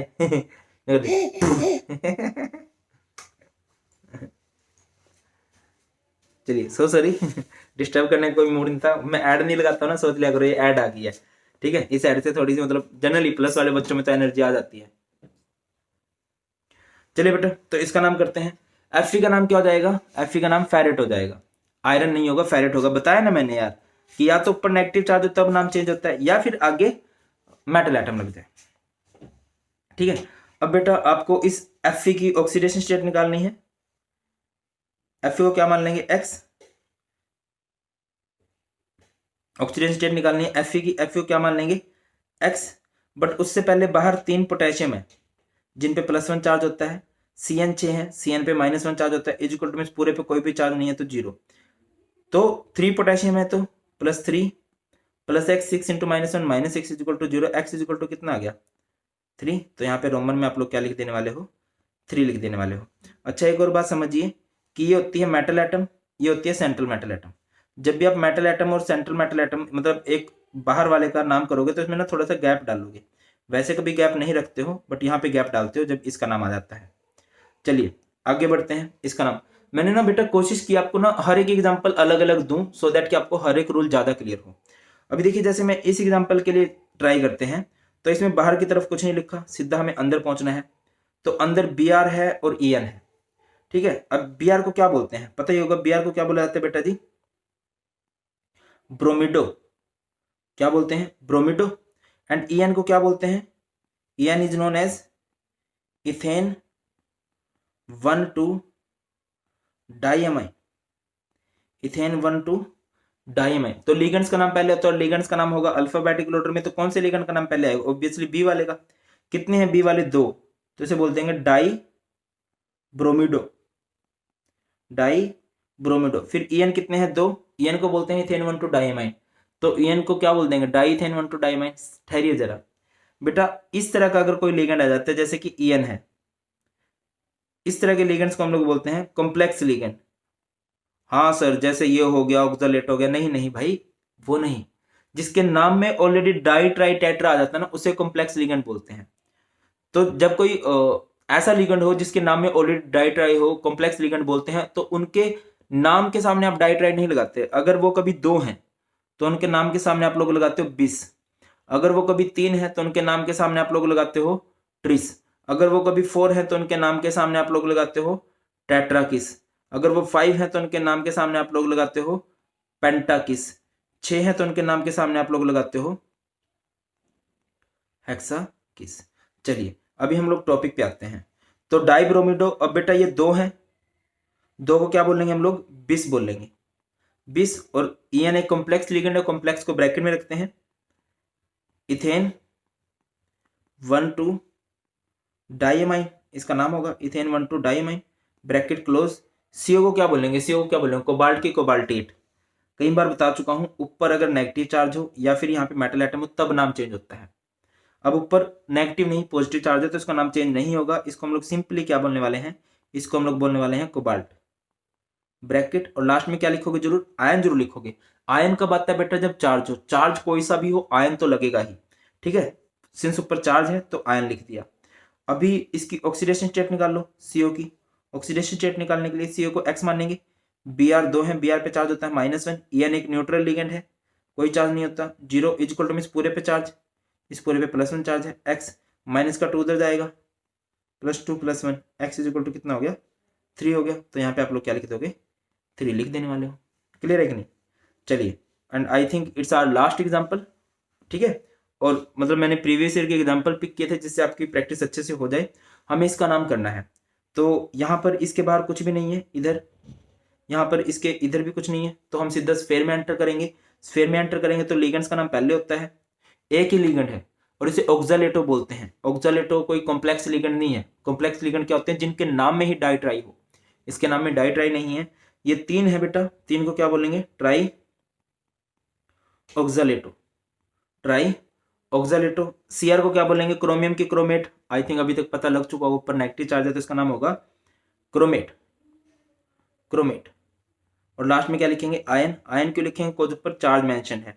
तो यहाँ पर सीआर को क्या मान लेने वाले हो आप लोग, सीआर को एक्स मानोगे। C2O4 3 है और C2O4 पे कितना चार्ज होता है, ऑक्सालेटो पे कितना चार्ज होता है, -2 इक्वल टू मींस पूरे पे चार्ज -3, एक्स माइनस का 6 उधर जाके प्लस का 6, 6 - 3 इज 3। तो एक्स इक्वल टू यहाँ से कितना हो गया दादा, 3 हो गया है, ठीक है। ट्राई ऑक्सालेटो क्रोमेट 3 आयन इसका नाम हो जाएगा। क्लियर होती है बात। चलिए, बस यही नोमेनक्लेचर और मैंने सारे एग्जांपल आप लोगों को एक्सप्लेन किए हैं। अच्छा बेटा, एक होता है ऑक्सीडेशन स्टेट, वो तो हम निकाल लेते हैं। एक होता है कोऑर्डिनेशन नंबर। कोऑर्डिनेशन नंबर क्या होता है, number of donor atoms, total number of donor atoms, या फिर नंबर ऑफ लिगेंड्स। अब देखिए यहाँ पे नंबर ऑफ लिगेंड्स कितने हैं, 3 है, बट यहाँ पे कोऑर्डिनेशन नंबर कितना है, यहाँ पे कोऑर्डिनेशन नंबर कितना है बेटा जी, 6 है। सर कोऑर्डिनेशन नंबर 6 कैसे हुआ बेटा, ऑक्सालेटो बाइडेंटेंट लिगेंड है जिसमें 2 डोनर एटम होते हैं, तो 3 में 2 की शक्ति होगी, हर एक में 2 की शक्ति होगी, 3 2 6। जैसे मैं यहाँ पे बात करूं तो यहाँ पे कितने लिगेंड्स हैं, चेक कीजिए। ये Br2 है, मोनोडेंटेट लिगेंड है, 2 ये En2 है, एक में ही 2 की शक्ति है, तो 2 दूनी 4। तो यहाँ पे कोऑर्डिनेशन नंबर कितना हो गया, कोऑर्डिनेशन नंबर कितना हो गया, 6 हो गया। समझ रहे हो कि अगर बाइडेंटेंट लिगेंड है तो वो एक ही 2 का काम करेगा। यहाँ पे अगर मैं आपसे पूछूं कितने लिगेंड है, CN एक मोनोडेंटेट लिगेंड होता है तो इसका कोऑर्डिनेशन नंबर कितना हो जाएगा, 6 हो जाएगा। यहाँ पे कितने लिगेंड है, यहाँ पे 4 मोनोडेंटेट लिगेंड है, तो यहाँ पे कोऑर्डिनेशन नंबर कितना हो जाएगा, 4 हो जाएगा। इस तरह से आपको कोऑर्डिनेशन नंबर भी कैलकुलेट करना आना चाहिए। तो बस ये था हमारा introduction, ligands table and nomenclature, ठीक है। अब इसके बाद हम लोग पढ़ते हैं बहुत इंपॉर्टेंट सी थ्योरी, वर्नर थ्योरी बढ़िया एग्जांपल से, बैलेंस बॉन्ड थ्योरी बढ़िया एग्जांपल से, क्रिस्टल थ्योरी, मजा आ जाएगा। और ये भी बोलना चाहूंगा कि जरूर से जरूर टेलीग्राम चैनल ज्वाइन कर लेना जो कि भारत पंचाल सर के नाम से है। वहां पर आपको रेगुलर नोट्स, वीडियोस के लिंक, बढ़िया बढ़िया PDF मिलती रहती है, टाइम टू टाइम स्ट्रेटजी हम लोग क्या फॉलो करने वाले। चलिए आगे बढ़ते हैं और थ्योरीज को एक्सप्लेन करते हैं बेस्ट तरीके से। चलिए आगे बढ़ते हैं और नेक्स्ट बहुत इंपॉर्टेंट थ्योरी देखते हैं हम लोग, जो कि हमारे पास है वर्नर थ्योरी। बढ़िया ट्रिक से देखेंगे और कैसे कैसे इससे प्रीवियस ईयर में क्वेश्चन बने हुए हैं वो भी हम लोग देख लेते हैं। अभी देखिए इस चैप्टर में 3 थ्योरी है और पहले मैं बताता चलूं कि तीनों थ्योरी जो है वो हाइपोथेटिकल है। अब बात करें अगर हम वर्नर थ्योरी की, देखिए आप सबको पता है कि कोऑर्डिनेशन कंपाउंड हम लोग कुछ इस तरह से बनाते हैं, है ना, कुछ इस तरह से कि एक सेंट्रल मेटल एटम होता है और उससे क्या जुड़े होते हैं, लिगेंड जुड़े होते हैं, और ये कोऑर्डिनेशन स्फीयर होता है। तो ये जो सेंट्रल मेटल एटम होता है ना बेटा, इसकी 2 वैलेंसी होती है, एक होती है प्राइमरी वैलेंसी, एक होती है सेकेंडरी वैलेंसी। प्राइमरी वैलेंसी किसे कहते हैं, primary valency is oxidation state, ठीक है, ऑक्सीडेशन स्टेट। और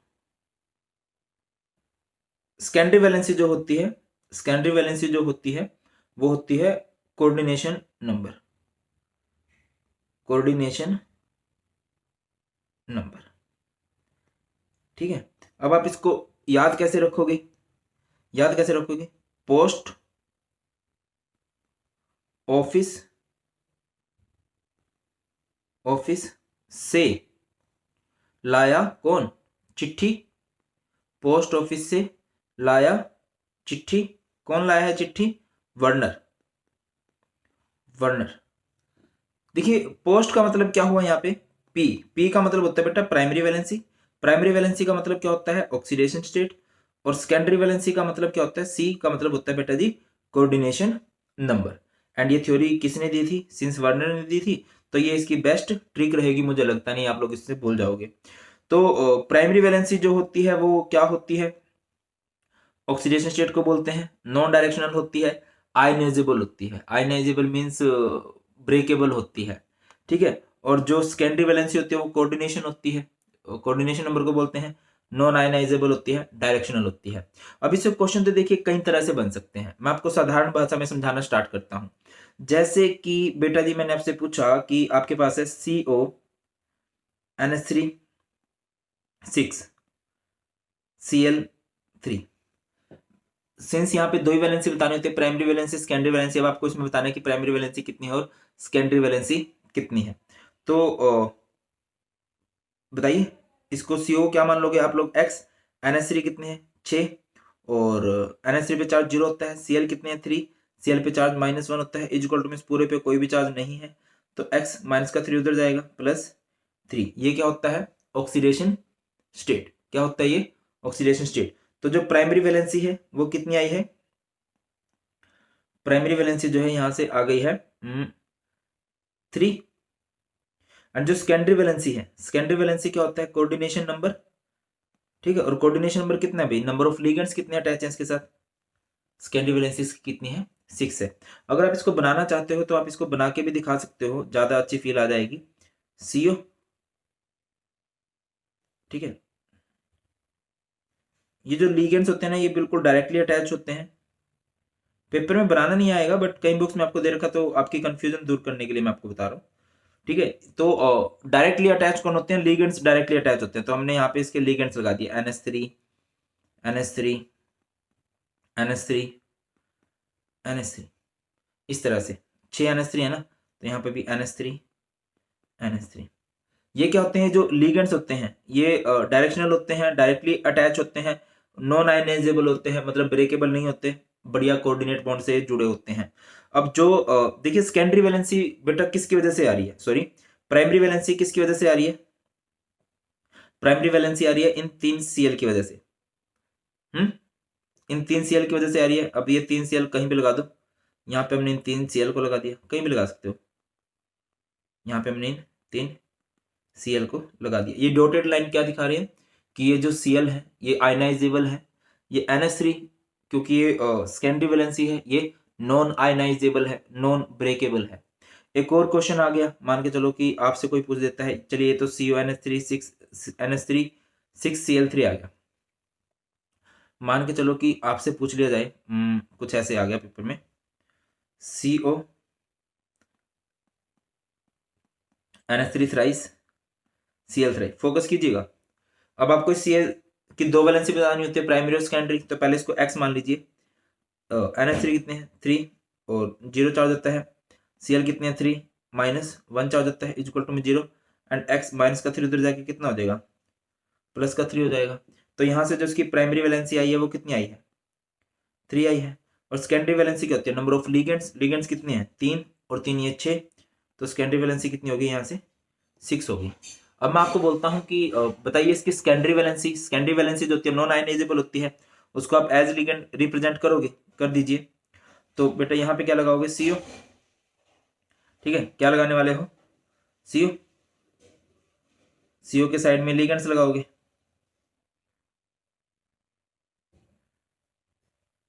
लगा दीजिए। लिगेंड्स कौन है? NH3 NH3 NH3, ये लिगेंड्स लगा दिए। लिगेंड्स और भी तो है कुछ, Cl Cl Cl। Secondary valency oxidation state होती है, ठीक है sir. Oxidation state means number of ligands, ये आपने अटैच कर दिए हैं। अब प्राइमरी वैलेंसी किसकी वजह से होती है? प्राइमरी वैलेंसी मतलब जो चार्ज स्पीसीज होती हैं। अब चार्ज कौन सी थी? Cl थी। अब जो प्राइमरी वैलेंसी होती है वो आयनाइजेबल होती है। अब आप उसको भी दिखाओगे, दिखाइए भाई। प्राइमरी वैलेंसी इनकी वजह से होती है, अब इसका मतलब समझ पा रहे हो कुछ, कि यहाँ पर ये जो Cl है, ये जो Cl है, ये जो Cl है, ये जो Cl है, ये दो तरह की वैलेंसी बना रहा है, प्राइमरी भी और सेकेंडरी भी। ये एज लिगेंड भी रोल प्ले कर रहा है और इसकी वजह से क्या बन रहा है, ये कोऑर्डिनेशन नंबर भी, कोऑर्डिनेशन नंबर में भी रोल प्ले कर रहा है। ये एज लिगेंड भी काम कर रहा है और प्राइमरी वैलेंसी में भी रोल प्ले कर रहा है। पेपर में कई तरह के क्वेश्चन बनते हैं। एक क्वेश्चन आपसे ये पूछा जाता है बेटा जी, बहुत फेमस पूछा जाता है, रुकिए, ओके, एक क्वेश्चन यहाँ पे बन जाता है आपका,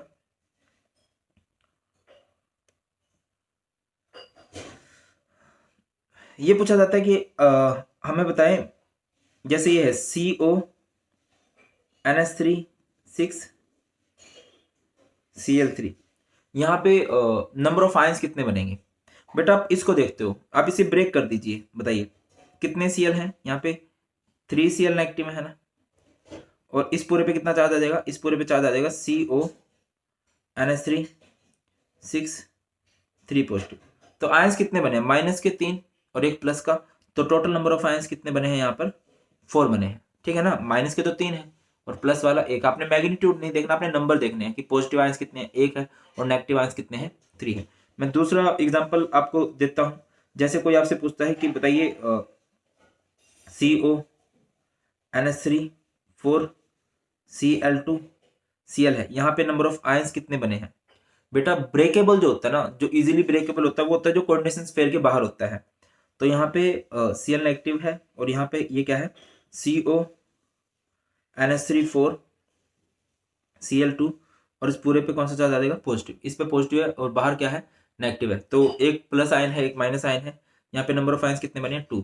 अच्छा, अगर आपसे पूछा जाए कि इनकी इलेक्ट्रिकल कंडक्टिविटी में डिफरेंस होगा, बिजली कम ज्यादा पास होगी, किस में से ज्यादा पास होगी, जहाँ पे नंबर ऑफ आयंस ज्यादा है, तो फर्स्ट केस में नंबर ऑफ आयंस जो है हमारे पास ज्यादा है, तो इसमें से ज्यादा इलेक्ट्रिसिटी पास हो जाएगी। अगर आपसे कोई आयंस पूछ ले तो आई होप आप लोग आयंस बता सकते हो कि कहाँ पे कितने आयंस बनने वाले हैं।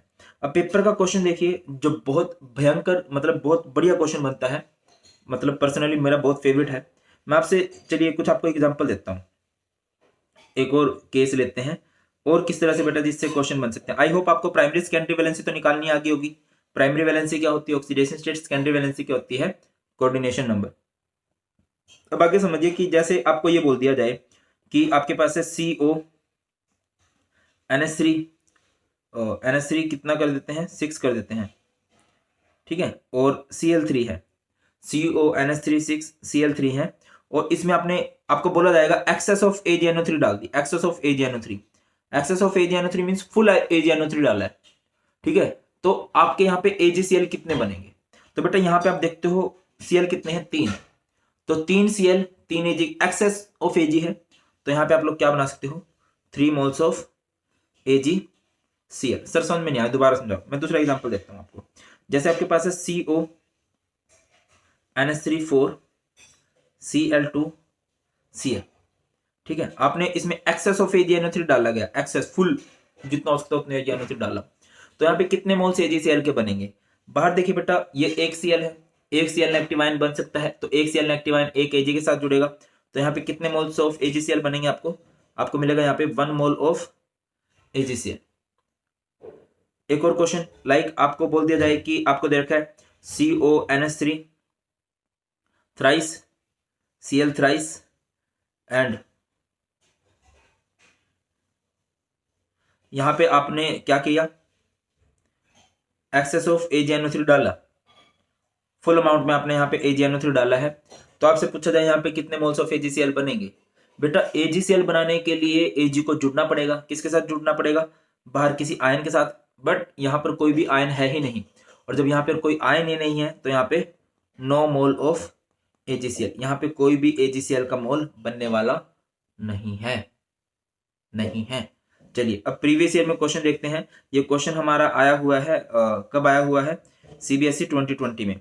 1 मोल ऑफ CrCl3 6H2O, आपके पास क्या दिया गया है, CrCl3 .6H2O reacts with access of AgNO3, AgNO3 के साथ वो रिएक्ट करता है to give 2 moles of AgCl। आपने यहाँ पे 2 मोल्स ऑफ AgCl बनाने हैं। अब बेटा 2 मोल्स ऑफ AgCl बनाने का मतलब क्या है, कि अगर 2 मोल AgCl बन सकते हैं, कब बन सकते हैं 2 मोल ऑफ AgCl, जब बाहर क्या हो, जब बाहर 2 Cl हो, फील आ रही है? जब बाहर 2 Cl होंगे तभी 2 मोल ऑफ AgCl बनेंगे। अगर यहाँ पे बोल देता 3 मोल ऑफ AgCl बनने चाहिए तो बाहर 3 Cl होते। अगर वो बोल देता कि बाहर एक भी मोल AgCl का नहीं बनना चाहिए तो बाहर एक भी Cl नहीं होना चाहिए था। तो इन्होंने बोला है कि क्या बोला है इन्होंने, नोटिस कीजिए तो, yield 2 मोल्स ऑफ AgCl। यहाँ पे 2 मोल्स ऑफ AgCl दे रहे हैं तो हमने 2 Cl लगा दिए, और बाकी जो है कीजिए, यहाँ पे क्या लगाओगे आप, Cr। अब ये जो बाहर Cl आप दो रख सकते हो, एक Cl को अंदर रखना पड़ेगा, और अंदर सिर्फ ना 6 की जगह होती है, तो H2O5 और एक H2O को बाहर आना पड़ेगा। सर जी कंफ्यूज से हो गए जी, यूके करा दिया जी आपने, दोबारा से कराओ जी। दोबारा करते हैं, आई थिंक दोबारा भी वही क्वेश्चन आ गया है। अगले क्वेश्चन पे ध्यान दीजिए, ये क्वेश्चन आया है 2016 में, ठीक है। When a coordination compound COCl3 6NH3 COCl3 6NH3, ठीक है, is mixed with AgNO3। AgNO3 का मतलब है एक्सेस ऑफ AgNO3। यहां पे क्या है, एक्सेस ऑफ AgNO3, तो 3 मोल्स ऑफ AgCl बन रहे हैं। यहां पे क्या बन रहे हैं, 3 मोल्स ऑफ AgCl, ठीक है। Right structure formula of the complex, ठीक है, आपको इसका फॉर्मूला बताना है।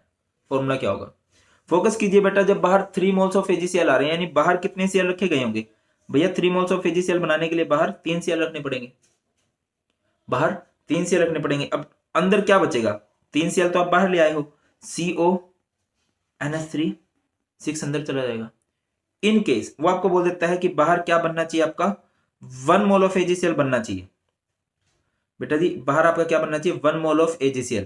बाहर 1 मोल ऑफ AgCl बनने का क्या मतलब हुआ बताइए, बाहर 1 मोल ऑफ AgCl बनने का मतलब हुआ कि बाहर 1 Cl होगा, 1 Cl होना चाहिए, क्योंकि अगर 2 Cl होंगे तो 2 AgCl बनेंगे, 3 Cl होंगे तो 3 AgCl बनेंगे। तो हमें सिर्फ 1 मोल AgCl का बनाना है, तो बाहर आप सिर्फ 1 Cl रखोगे। बाकी Cl कहां जाएंगे सर, 3 है ना Cl, तो बाकी Cl बेटा जी अंदर जाएंगे। Cl तो अंदर क्या है, CO। अब अंदर जगह कितने की होती है, टोटल 6 की जगह होती है, तो NH3 कितने आएंगे अंदर, 4। सर ये 2 NH3, ये 2 NH3 बाहर आ जाएंगे। सर ये कुछ नहीं करेंगे बेटा, NH3 से कुछ नहीं बन सकता। मेन फंडा आपको Cl का देखना है कि बाहर जितने भी Cl होंगे उतने AgCl बनेंगे। अब जितने भी आपको बोलता है, यानी अगर किसी तरह से वो ये बोल देता है आपको कि COCl3 6NH3 है, ठीक है, और यहां पर वो बोल देता है कि यहां पे 0 मोल ऑफ AgCl बनना चाहिए, 0 मोल ऑफ AgCl बनना चाहिए, मतलब AgCl बनने नहीं चाहिए। अब जब AgCl बनना ही नहीं चाहिए तो बाहर एक भी Cl नहीं आएगा, यानी कि सारे के सारे Cl को आप लोग अंदर लेके जाओगे, Cl3 अंदर, ये CO, ठीक है सर, तीनों के तीनों Cl को अंदर लेके, बाहर नहीं रखेंगे Cl को। तो NH3 कितने अपने पास, 6 है, 6 में से NH3 कितने अंदर रह जाएंगे बेटा जी, आसान है, 3 NH3 अंदर रह जाएंगे, और बाहर कितने NH3 आ जाएंगे, क्योंकि अंदर तो टोटल 6 की जगह है ना, 3 NH3 बाहर आ जाएंगे, क्योंकि ये कुछ भी नहीं बना सकते। और ये हमारे वर्नर थ्योरी से रिलेटेड क्वेश्चन बनते हैं। आपको आयंस बताने आने चाहिए, आपको प्राइमरी सेकेंडरी वैलेंसी बताने आनी चाहिए, आपको बताने चाहिए कि कितने AgCl बनेंगे।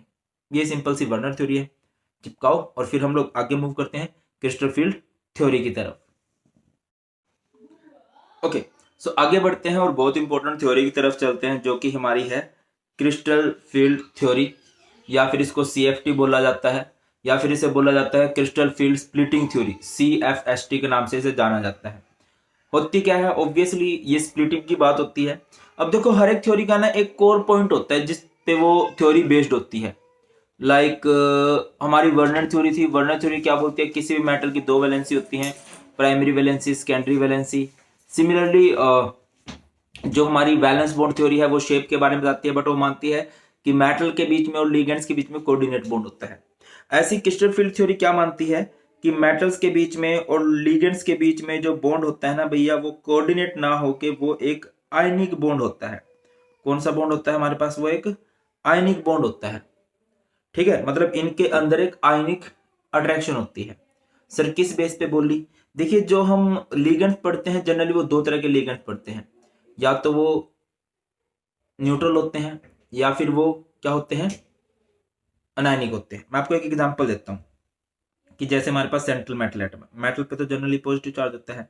अब लिगेंड है, लिगेंड मान लीजिए कोई अनायनिक लिगेंड है, अनायनिक लिगेंड है तो उन पे नेगेटिव चार्ज होगा, तो इनके बीच में हो नहीं गई एक आयनिक इंटरेक्शन। या फिर मान के चलो हमारे पास मेटल है, मेटल पे सेंट्रल मेटल एटम पे कौन सा चार्ज माना जाता है? पॉजिटिव। अब हमारे पास कोई लिगेंड है, मान के चलो हमारे पास NH3 है, ठीक है, NH3 है। अब नाइट्रोजन के पास क्या होते हैं? लोन पेयर होते हैं, ये ज्यादा इलेक्ट्रोनेगेटिव है। अब ज्यादा इलेक्ट्रोनेगेटिव होने की वजह से यहाँ पे क्या आ जाएगा? हल्का सा डेल नेगेटिव चार्ज आ जाएगा। अब यहाँ पे भी पॉजिटिव नेगेटिव इंटरेक्शन हो गई, तो ये क्रिस्टल फ्लूइड थ्योरी इसको मान के चल रही है। बाकी बहुत आसान है क्रिस्टल फ्लूइड थ्योरी, बहुत आसानी से इसके क्वेश्चन कैसे लगाएंगे वो देखेंगे। बट सबसे पहले हम लोग बात कर लेते हैं, यहाँ पे डी ऑर्बिटल की बात है। आपको शेप ऑफ डी ऑर्बिटल पता होगी। डी ऑर्बिटल की शेप क्या होती है? डबल डंबल होती है। सुना होगा आप लोगों ने, क्या होती है? डबल डंबल होती हैं। ये आपको दिख भी रहे होंगे, मैंने अच्छे अच्छे डायग्राम बनाने की कोशिश की है सो दैट कि आपको आसानी रहे इन डबल डंबल्स को देखने में। अब शेप कई सारी होती हैं, मैं बात करूं जैसे आपको ये दिख रहा होगा, ये DXY है, ये क्या है? DYZ है, ये क्या है? DZX है, ये क्या है इधर? ये है DX² - Y², और ये क्या है? DZ²। ठीक है, ये क्या है? DX² - Y²।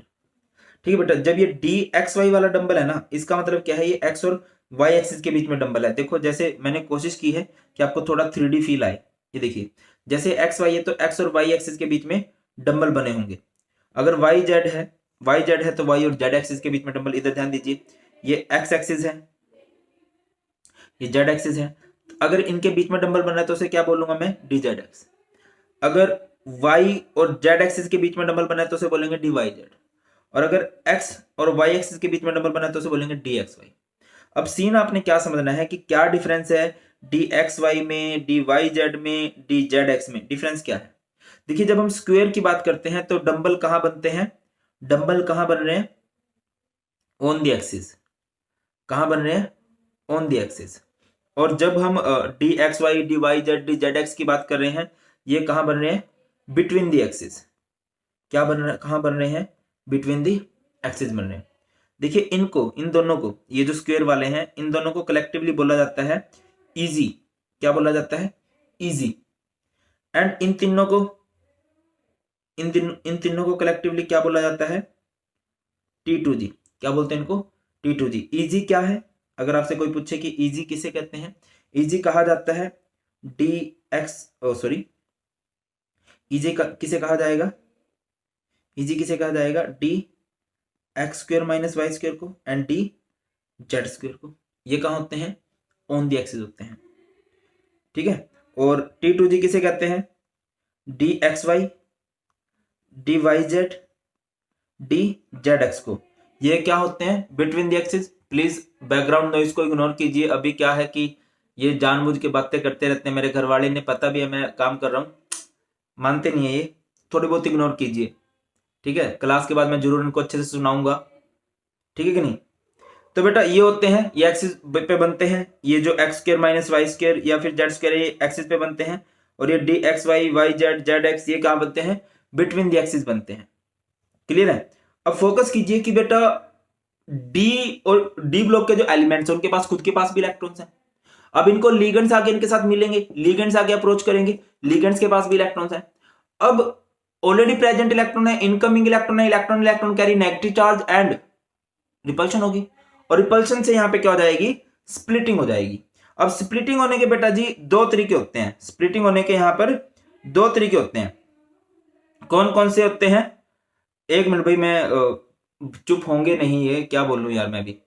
ठीक है, स्प्लिटिंग होने के बेटा जी दो तरीके होते हैं। या तो हमारे पास कोई कॉम्प्लेक्स ऑक्टाहेड्रल होगा, या हमारे पास कोई कॉम्प्लेक्स क्या होगा? टेट्राहेड्रल होगा। दो तरीके होते हैं, या तो हमारे पास कोई कॉम्प्लेक्स ऑक्टाहेड्रल होगा, या फिर हमारे पास कोई कॉम्प्लेक्स टेट्राहेड्रल होगा। स्क्वायर प्लेन में नहीं पढ़ते हम लोग। ठीक है, स्प्लिटिंग देखिए कैसे होता है। जैसे ये है ना, ये मेरे पास है एक D orbital,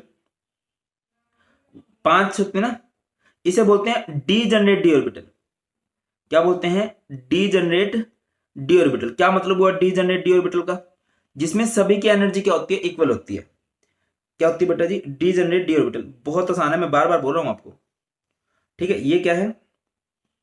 degenerate D orbital. Degenerate D orbital का मतलब क्या है कि एक डी ब्लॉक का एलिमेंट है जिसके पास इलेक्ट्रॉन है, सबकी एनर्जी क्या है? इक्वल है। अब लिगेंड अप्रोच करेगा, लिगेंड अप्रोच करेगा तो क्या होगी? यहाँ पे स्प्लिटिंग होगी।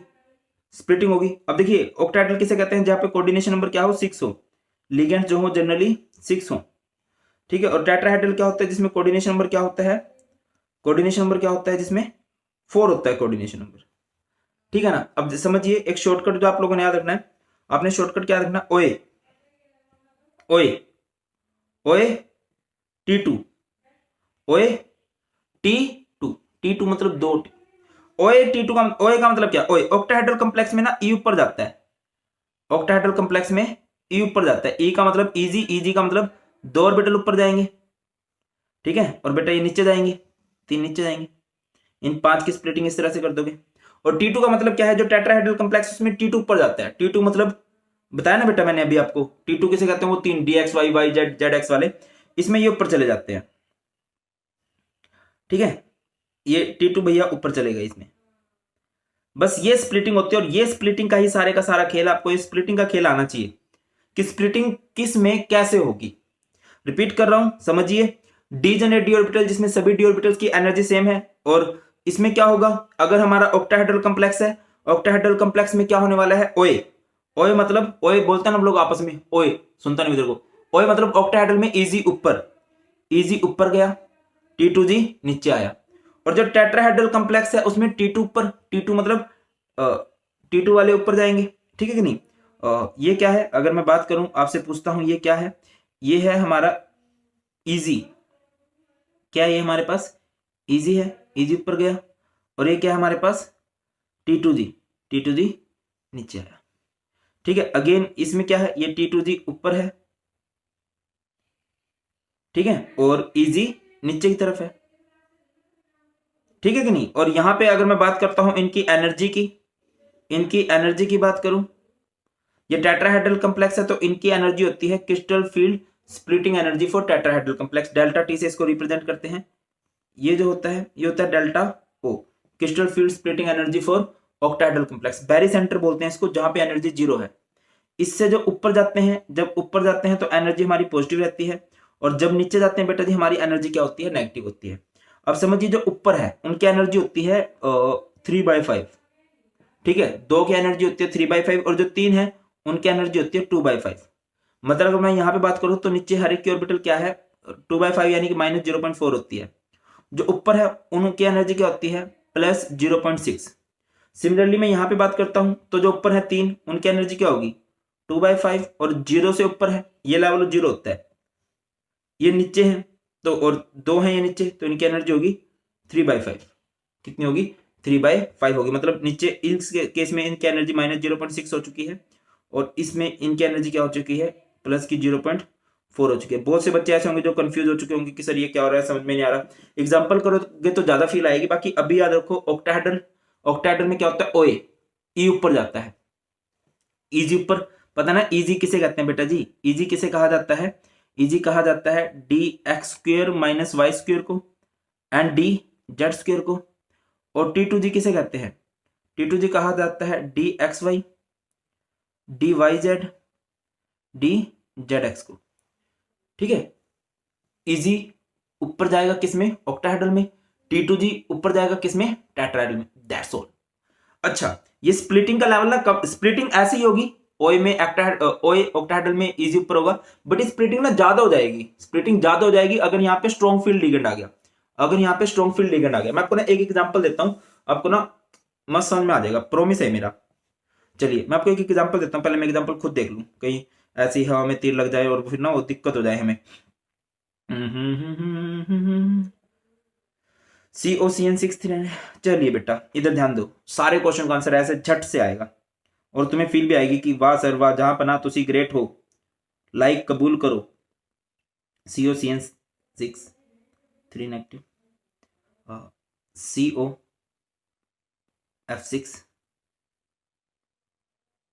3 नेगेटिव, ये है। तो बेटा सबसे पहली बात तो ये दोनों कॉम्प्लेक्स क्या है, ऑक्टाहेड्रल है। सर कैसे पता चला आपको, आप खुद बताओ, 6 लिगेंड है तो ये ऑक्टाहेड्रल है। तो सबसे पहले बेटा जी हम क्या निकाल लेंगे, यहाँ पे इनकी ऑक्सीडेशन स्टेट निकाल लेंगे। CO को x मान लेंगे, CN कितनी है 6, CN पे चार्ज कितना होता है -1, इजिकल टू में चार्ज -3, x इजिकल टू कितना आ गया 3। तो CO 3+ की कन्फिग्रेशन कर दो। सिमिलरली बेटा जी यहाँ पर भी CO को x मान लोगे, f कितने हैं 6 और f पे चार्ज होता है -1 इज इक्वल टू में -3, x इज इक्वल टू कितना आ गया यहाँ से 3 आ गया। तो यहाँ पर भी आप CO3 पॉजिटिव करने वाले हो। कन्फिग्रेशन कर दीजिए, CO का एटॉमिक नंबर होता है 27, कन्फिग्रेशन क्या हो जाएगी CO के लिए करें तो AR18 4s2 3d7 18 2 20 और 7 27, 3 प्लस है, 3 प्लस मीन्स 3 माइनस करेंगे 4s0 3d6 AR18। सेम फंडा बेटा जी यहाँ पर भी यही होगा। अगर मैं CO3 पॉजिटिव के लिए कन्फिग्रेशन करता हूं तो क्या होगी AR18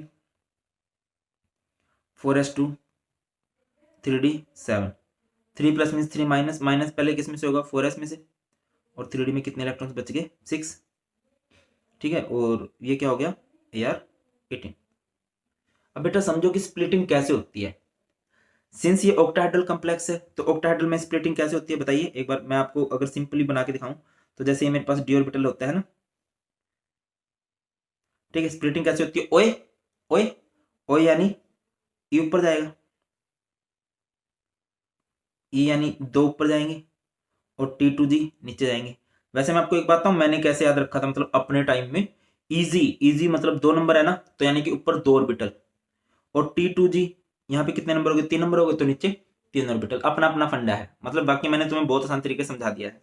अब समझो कि CN एक कैसा लिगेंड है, CN कैसा लिगेंड है बताइए, कई बार बता चुका हूं मैं, CN एक कैसा लिगेंड है, स्ट्रॉन्ग लिगेंड है। तो स्प्लिटिंग कुछ इस तरह से होगी, बट स्प्लिटिंग बहुत ज्यादा हो जाएगी। फोकस कीजिए, ये मेरे पास एक डी ऑर्बिटल है, ठीक है, और ये डी ऑर्बिटल है। स्प्लिटिंग CN स्ट्रॉन्ग लिगेंड है तो स्प्लिटिंग ज्यादा होगी, कुछ इस तरह से हो जाएगी। स्प्लिटिंग बताया मैंने, इजी ऊपर ही जाएगा। बार बार एक ही बात बता रहा हूं, पता नहीं तुम लोग पेपर तक याद रखोगे कि भूल जाओगे। इजी ऊपर जाएगा। अब अगर मैं इस केस में बात करता हूं, भाई साहब के केस में अगर हम आए इधर स्प्लिटिंग कैसे होगी, तो पहले तो ऐसे,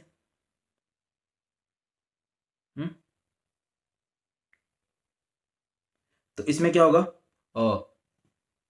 जाएगा इजी ही ऊपर क्योंकि ऑक्टाहेड्रल है। बट यहां पर जो स्प्लिटिंग होगी ना, स्प्लिटिंग थोड़ी सी कम हो जाएगी। सर कम क्यों हुई, उसमें ज्यादा क्यों हुई, बेटा स्ट्रॉन्ग फील्ड लिगेंड्स के काम ही क्या होते हैं, स्ट्रॉन्ग फील्ड लिगेंड्स बहुत ज्यादा एनर्जी देते हैं, और अगर वो बहुत ज्यादा एनर्जी देंगे तो बहुत ज्यादा रिपल्शन भी होगी, और जब बहुत ज्यादा रिपल्शन होगी तो यहाँ पर बहुत ज्यादा क्या आ जाएगा, स्प्लिटिंग हो जाएगी, गैप हो जाएगा, और यहाँ पे गैप जो है कम। स्प्लिटिंग सेम वे में हुई है बट गैप का डिफरेंस है। तो अभी यहाँ पे इलेक्ट्रॉन्स फिल कीजिए, डी में कितने इलेक्ट्रॉन है बेटा 6, तो फिल कर दीजिए 1 2 3 4 5 6 इलेक्ट्रॉन फिल करोगे। सबसे पहले यहाँ पर 1 2 3।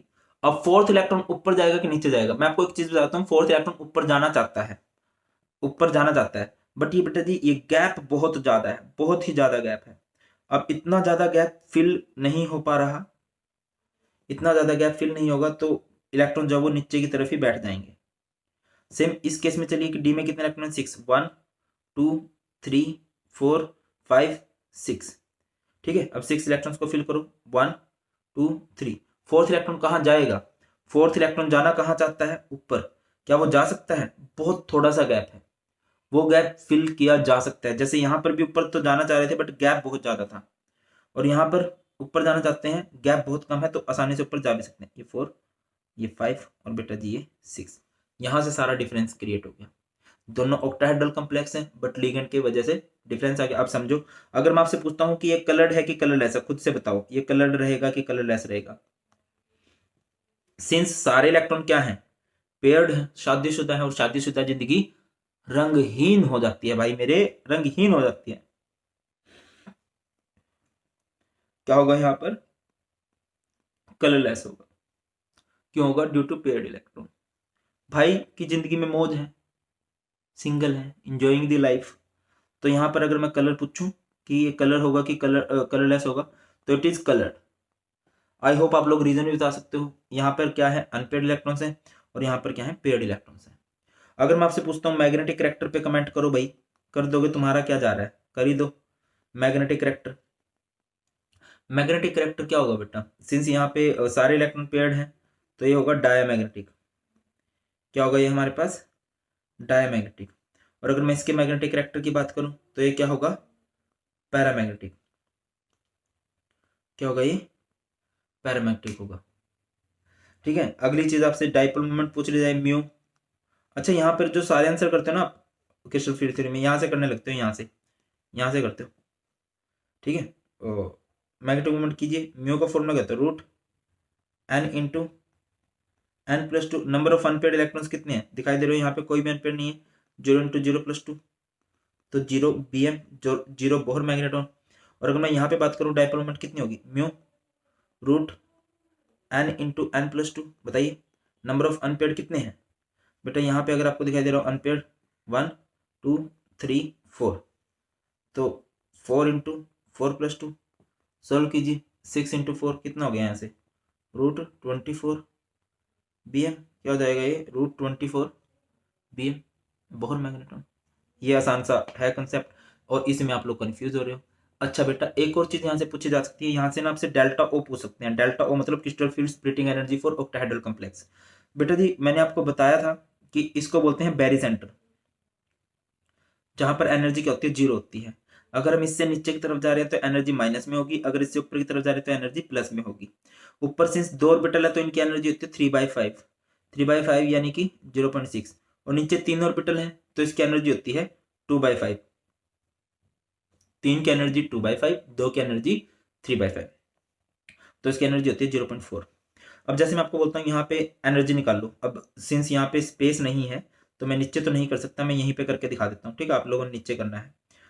बताइए क्या होगी एनर्जी, नीचे कितने इलेक्ट्रॉन है, 6 है, और 3 वालों की एनर्जी कितनी होती है बताइए, नीचे 6 इलेक्ट्रॉन है, और एक हर एक ऑर्बिटल की एनर्जी कितनी है, नीचे एनर्जी कितनी होती है भैया, 3 की एनर्जी 2/5, 2/5 यानी कि क्या होगी, नीचे 6 इलेक्ट्रॉन है और 3 ऑर्बिटल है, 3 ऑर्बिटल की एनर्जी होगी 2/5 यानी कि माइनस का 0.4। माइनस पता नहीं क्यों आया, क्योंकि इस सेंटर से नीचे है, माइनस में एनर्जी होगी, तो इसकी बेटा जो एनर्जी हो जाएगी वो हो जाएगी -2.4। क्या हो जाएगी, -2.4। अगर आपने इस केस में एनर्जी निकालनी होती तो कैसे निकालते, ये भी एक ऑक्टाहेड्रल कॉम्प्लेक्स है, कैसे निकालते भाई बताइए। नीचे कितने इलेक्ट्रॉन है, 4, और इनकी एनर्जी कितनी है, नीचे वाले इलेक्ट्रॉन्स की बेटा जी एनर्जी कितनी होती है बताइए, 3 है ना, 3 है, 3 की एनर्जी 2/5 होगी, 2/5 यानी कि 0.4, एंड 4 इंटू में -0.4। ऊपर कितने हैं, 2 हैं, 2 हैं, 2 इलेक्ट्रॉन्स हैं, और उनकी एनर्जी कितनी होती है, प्लस की 0.6। आई होप आपको ये पता है प्लस 0.6 क्या है, -0.4 क्यों आ रहा है। तो ये 4 इंटू -0.4 इज -1.6, और ये 2 इंटू 0.6 इज 1.2। तो यहाँ से एनर्जी आपकी कितनी आ गई है, -0.4 आ गई है। ठीक है, इस तरह से हम इनकी एनर्जी निकाल सकते हैं, सारे क्वेश्चन इस तरह से ही हो जाएंगे। बाकी आज का एक होमवर्क भी ले ही लो, देखो बेटा विदाउट प्रैक्टिस तो होगा नहीं। ठीक है, ये आपने ये खुद से करना है, ये वाला एग्जाम्पल। ठीक है, और बस इतना सा है। अच्छा, एक स्पेक्ट्रोकेमिकल सीरीज होती है जिससे आपको पता चलता है कि कौन सा लिगेंड आपका स्ट्रॉन्ग है, कौन सा लिगेंड आपका वीक है, स्पेक्ट्रोकेमिकल सीरीज बोलते हैं इसको। ये कैसे पता चलता है, तो कैसे करेंगे देखिए, याद करने की ट्रिक क्या है, arrangement of ligands in the order of increasing field strength. जो जितना स्ट्रॉन्ग लिगेंड होता है ना, मतलब इस ऑर्डर में हमने लगाना है। H2O को न्यूट्रल माना जाता है, H2O से जो इस तरफ है वो सारे वीक लिगेंड होते हैं, इस तरफ जो होते हैं वो स्ट्रॉन्ग। मतलब अब मैं डाउन द ग्रुप जा रहा हूं तो फील्ड स्ट्रेंथ बढ़ती जा रही है, स्ट्रॉन्ग लिगेंड्स बढ़ते जा रहे हैं। याद रखने की ट्रिक क्या है, बढ़िया सी ट्रिक बना रखी है, आएगी आएगी बारात सुन श्याणे, सुन श्याणे, सुन श्याणे कल सीधा, कहां से, फरीदाबाद से। आएगी बारात सुन शाने कल सीधा फरीदाबाद से। ओ ओ ओ मतलब ओ एच नेगेटिव, बैल को ओक्स ऑक्सालेटो होता है, ओ ओक्स को पानी पिला, ओ ओक्स को पानी पिला। ये क्या है भाई, इसे बोलते हैं आइसोथायोसाइनो।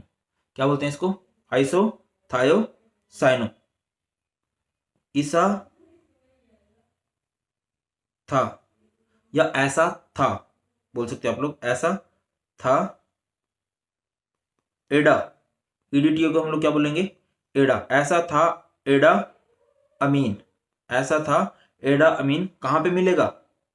इन नॉर्थ कनाडा, नॉर्थ कनाडा और कोलंबो। थोड़ा सा टाइम लगेगा बट ये याद हो जाएगा। रिपीट कर रहा हूं ट्रिक को। आएगी बारात सुन शाने कल सीधा फरीदाबाद से, कल बारात आने वाली है कहां से? सीधा फरीदाबाद से। ओ ओक्स को पानी पिला दे। ऐसा था एडा अमीन, ऐसा था एडा अमीन, ऐसा था एडा अमीन। ये ऐसे याद रख सकते हो। एनसीएस को बोलते हैं आइसोथायोसाइनो। ऐसा था शाना एडा अमीन, ऐसे याद रख सकते हो। जो कहां पे मिलेगा अब हमें? इन नॉर्थ कनाडा और कोलंबो। बेटा ये हमारी स्पेक्ट्रोकेमिकल सीरीज और ये थी हमारी कौन सी? क्रिस्टल फील्ड थ्योरी, जिसमें आपको स्प्लिटिंग आनी चाहिए। बस दैट्स ऑल। और बाकी नोट्स वगैरह आपको पता है कहां से मिल जाएंगे। नोट्स आपको मिल जाएंगे टेलीग्राम चैनल से, जरूर ज्वाइन कीजिए और इस वीडियो को फैला दीजिए अपने सभी फ्रेंड्स के पास। तो कोऑर्डिनेशन कंपाउंड का एक बहुत ही ज्यादा इंपॉर्टेंट टॉपिक बनता है वैलेंस बॉन्ड थ्योरी, और इससे रिलेटेड आप बहुत से क्वेश्चन का आंसर कर सकते हो। ठीक है, बहुत क्वेश्चन बनते हैं। लाइक आपको एक स्पेसिफिक कंपाउंड दिया होगा, बोला जाएगा कि ये कलर्ड है और दूसरे वाला कंपाउंड कलरलेस है। ये वाला कंपाउंड D2sp3 हाइब्रिडाइज्ड है, ये वाला sp3d2 हाइब्रिडाइज्ड है। ये एक इनर ऑर्बिटल कॉम्प्लेक्स है, ये आउटर ऑर्बिटल कॉम्प्लेक्स है, ये डायमैग्नेटिक है, ये पैरामैग्नेटिक है। तो इन सभी क्वेश्चंस का आप आंसर कर सकते हो with the help of valence bond theory. करते हैं इसको बिल्कुल सिंपल वे में, बिल्कुल सिंपल और आसान वाले वे में। ये जो थ्योरी थी ये आगे किसने बढ़ाई थी? जे पॉलिंग ने 1930 में।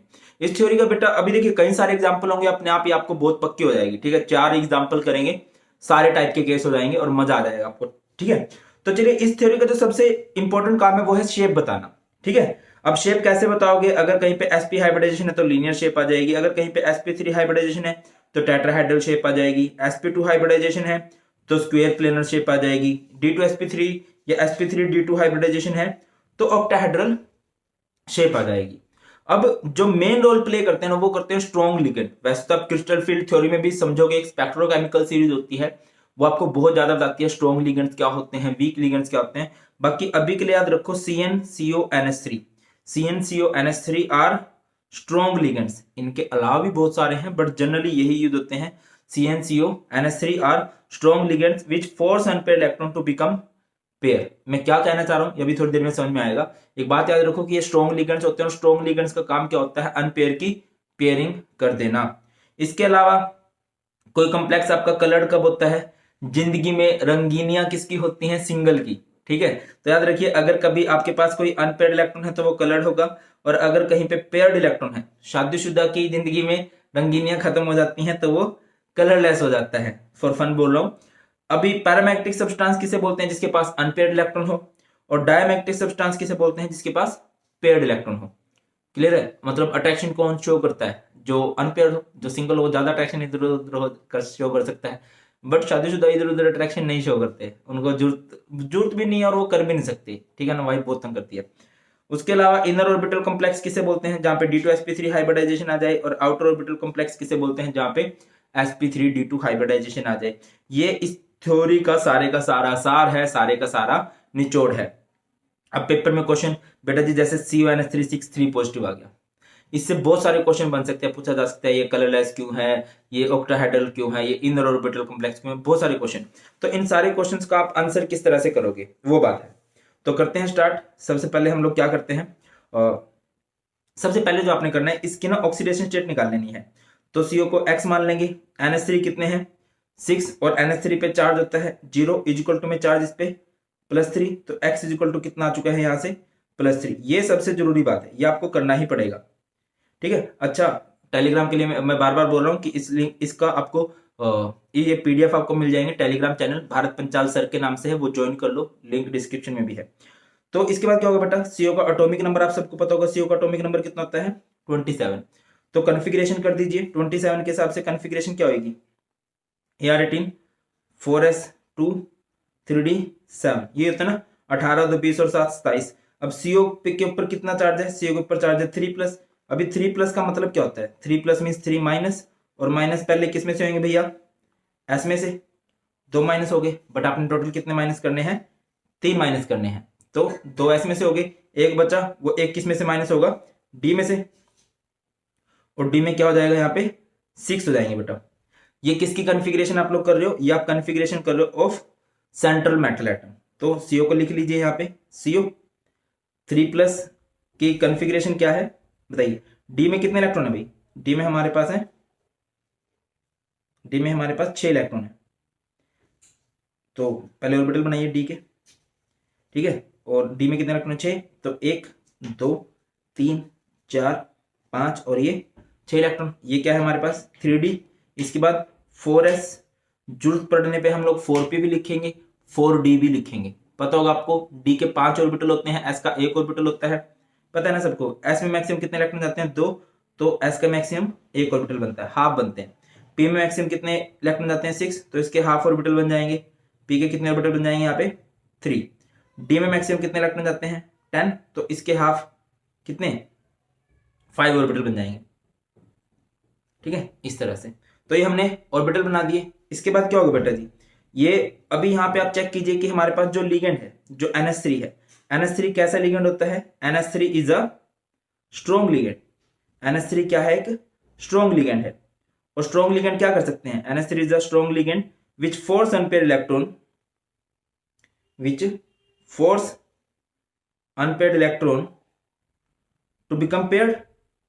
ये अनपेयर्ड इलेक्ट्रॉन को पेयर्ड बनने के लिए मजबूर कर देगा, पेयर बनने पे मजबूर कर देगा, पेयरिंग करवा देगा उनकी। तो करवा दीजिए ना पेयरिंग। इसको इधर भेज देते हैं, इसको इधर भेज देते हैं। तो ये कुछ इस तरह से हमारी कॉन्फ़िगरेशन हो जाने वाली है, ठीक है। तो 5 ऑर्बिटल होते हैं, ठीक है। और यहाँ पे पेयरिंग होके कुछ इस तरह से इलेक्ट्रॉन दिखने लगेंगे, ठीक है। ये है हमारे पास 3D। 3D के बाद क्या आएगा? 4s। 4s के बाद कौन आएगा? 4p। मैं दोबारा बोल रहा हूँ, जरूरत पड़ने पे हम 4d भी लिखेंगे, ठीक है बेटा। ये किसकी कॉन्फ़िगरेशन थी? ये थी CO की। अब हम जो एक्चुअल में आंसर कर सकते हैं, वो आंसर कर सकते हैं by the configuration of complex. Complex क्या है हमारे पास? CO NH3 6 3 positive. अब मैं आपकी जानकारी के लिए बताता चलूं, NH3 6 हमारे पास, 6 हमारे पास लिगेंड्स हैं। और लिगेंड्स क्या होते हैं? Which donate lone pair of electron, जो इलेक्ट्रॉन का पेयर डोनेट करते हैं। तो याद रखिए, लिगेंड्स की फिलिंग के लिए आप बिल्कुल खाली ऑर्बिटल देखते हो, और एक ऑर्बिटल में एक लिगेंड आ सकता है। एक ऑर्बिटल में 2 इलेक्ट्रॉन जाते हैं, बट लिगेंड एक ही जाता है। तो लिगेंड्स को मैं यहां से ब्लैक से शो कर रहा हूं। तो कितने लिगेंड्स हमारे पास? 6 लिगेंड्स फिल कर दीजिए। 1 2 3 4 5 एंड 6। बेटा आप ये चेक करो कि आपने कहां कहां पर इन लिगेंड्स को फिल किया है। ये देखिए आप एक बार, आपने सबसे पहले लिगेंड भेजे हैं, डी में कितने भेजे हैं? 2। उसके बाद एस में गया है 1, और पी में कितने गए हैं? 3। तो यहां से बेटा जिसकी हाइब्रिडाइजेशन क्या हो जाएगी? इसकी हाइब्रिडाइजेशन हो जाएगी D2sp3। हाइब्रिडाइजेशन D2sp3 है, तो ज्योमेट्री क्या होगी? कैसे पता चलेगा सर?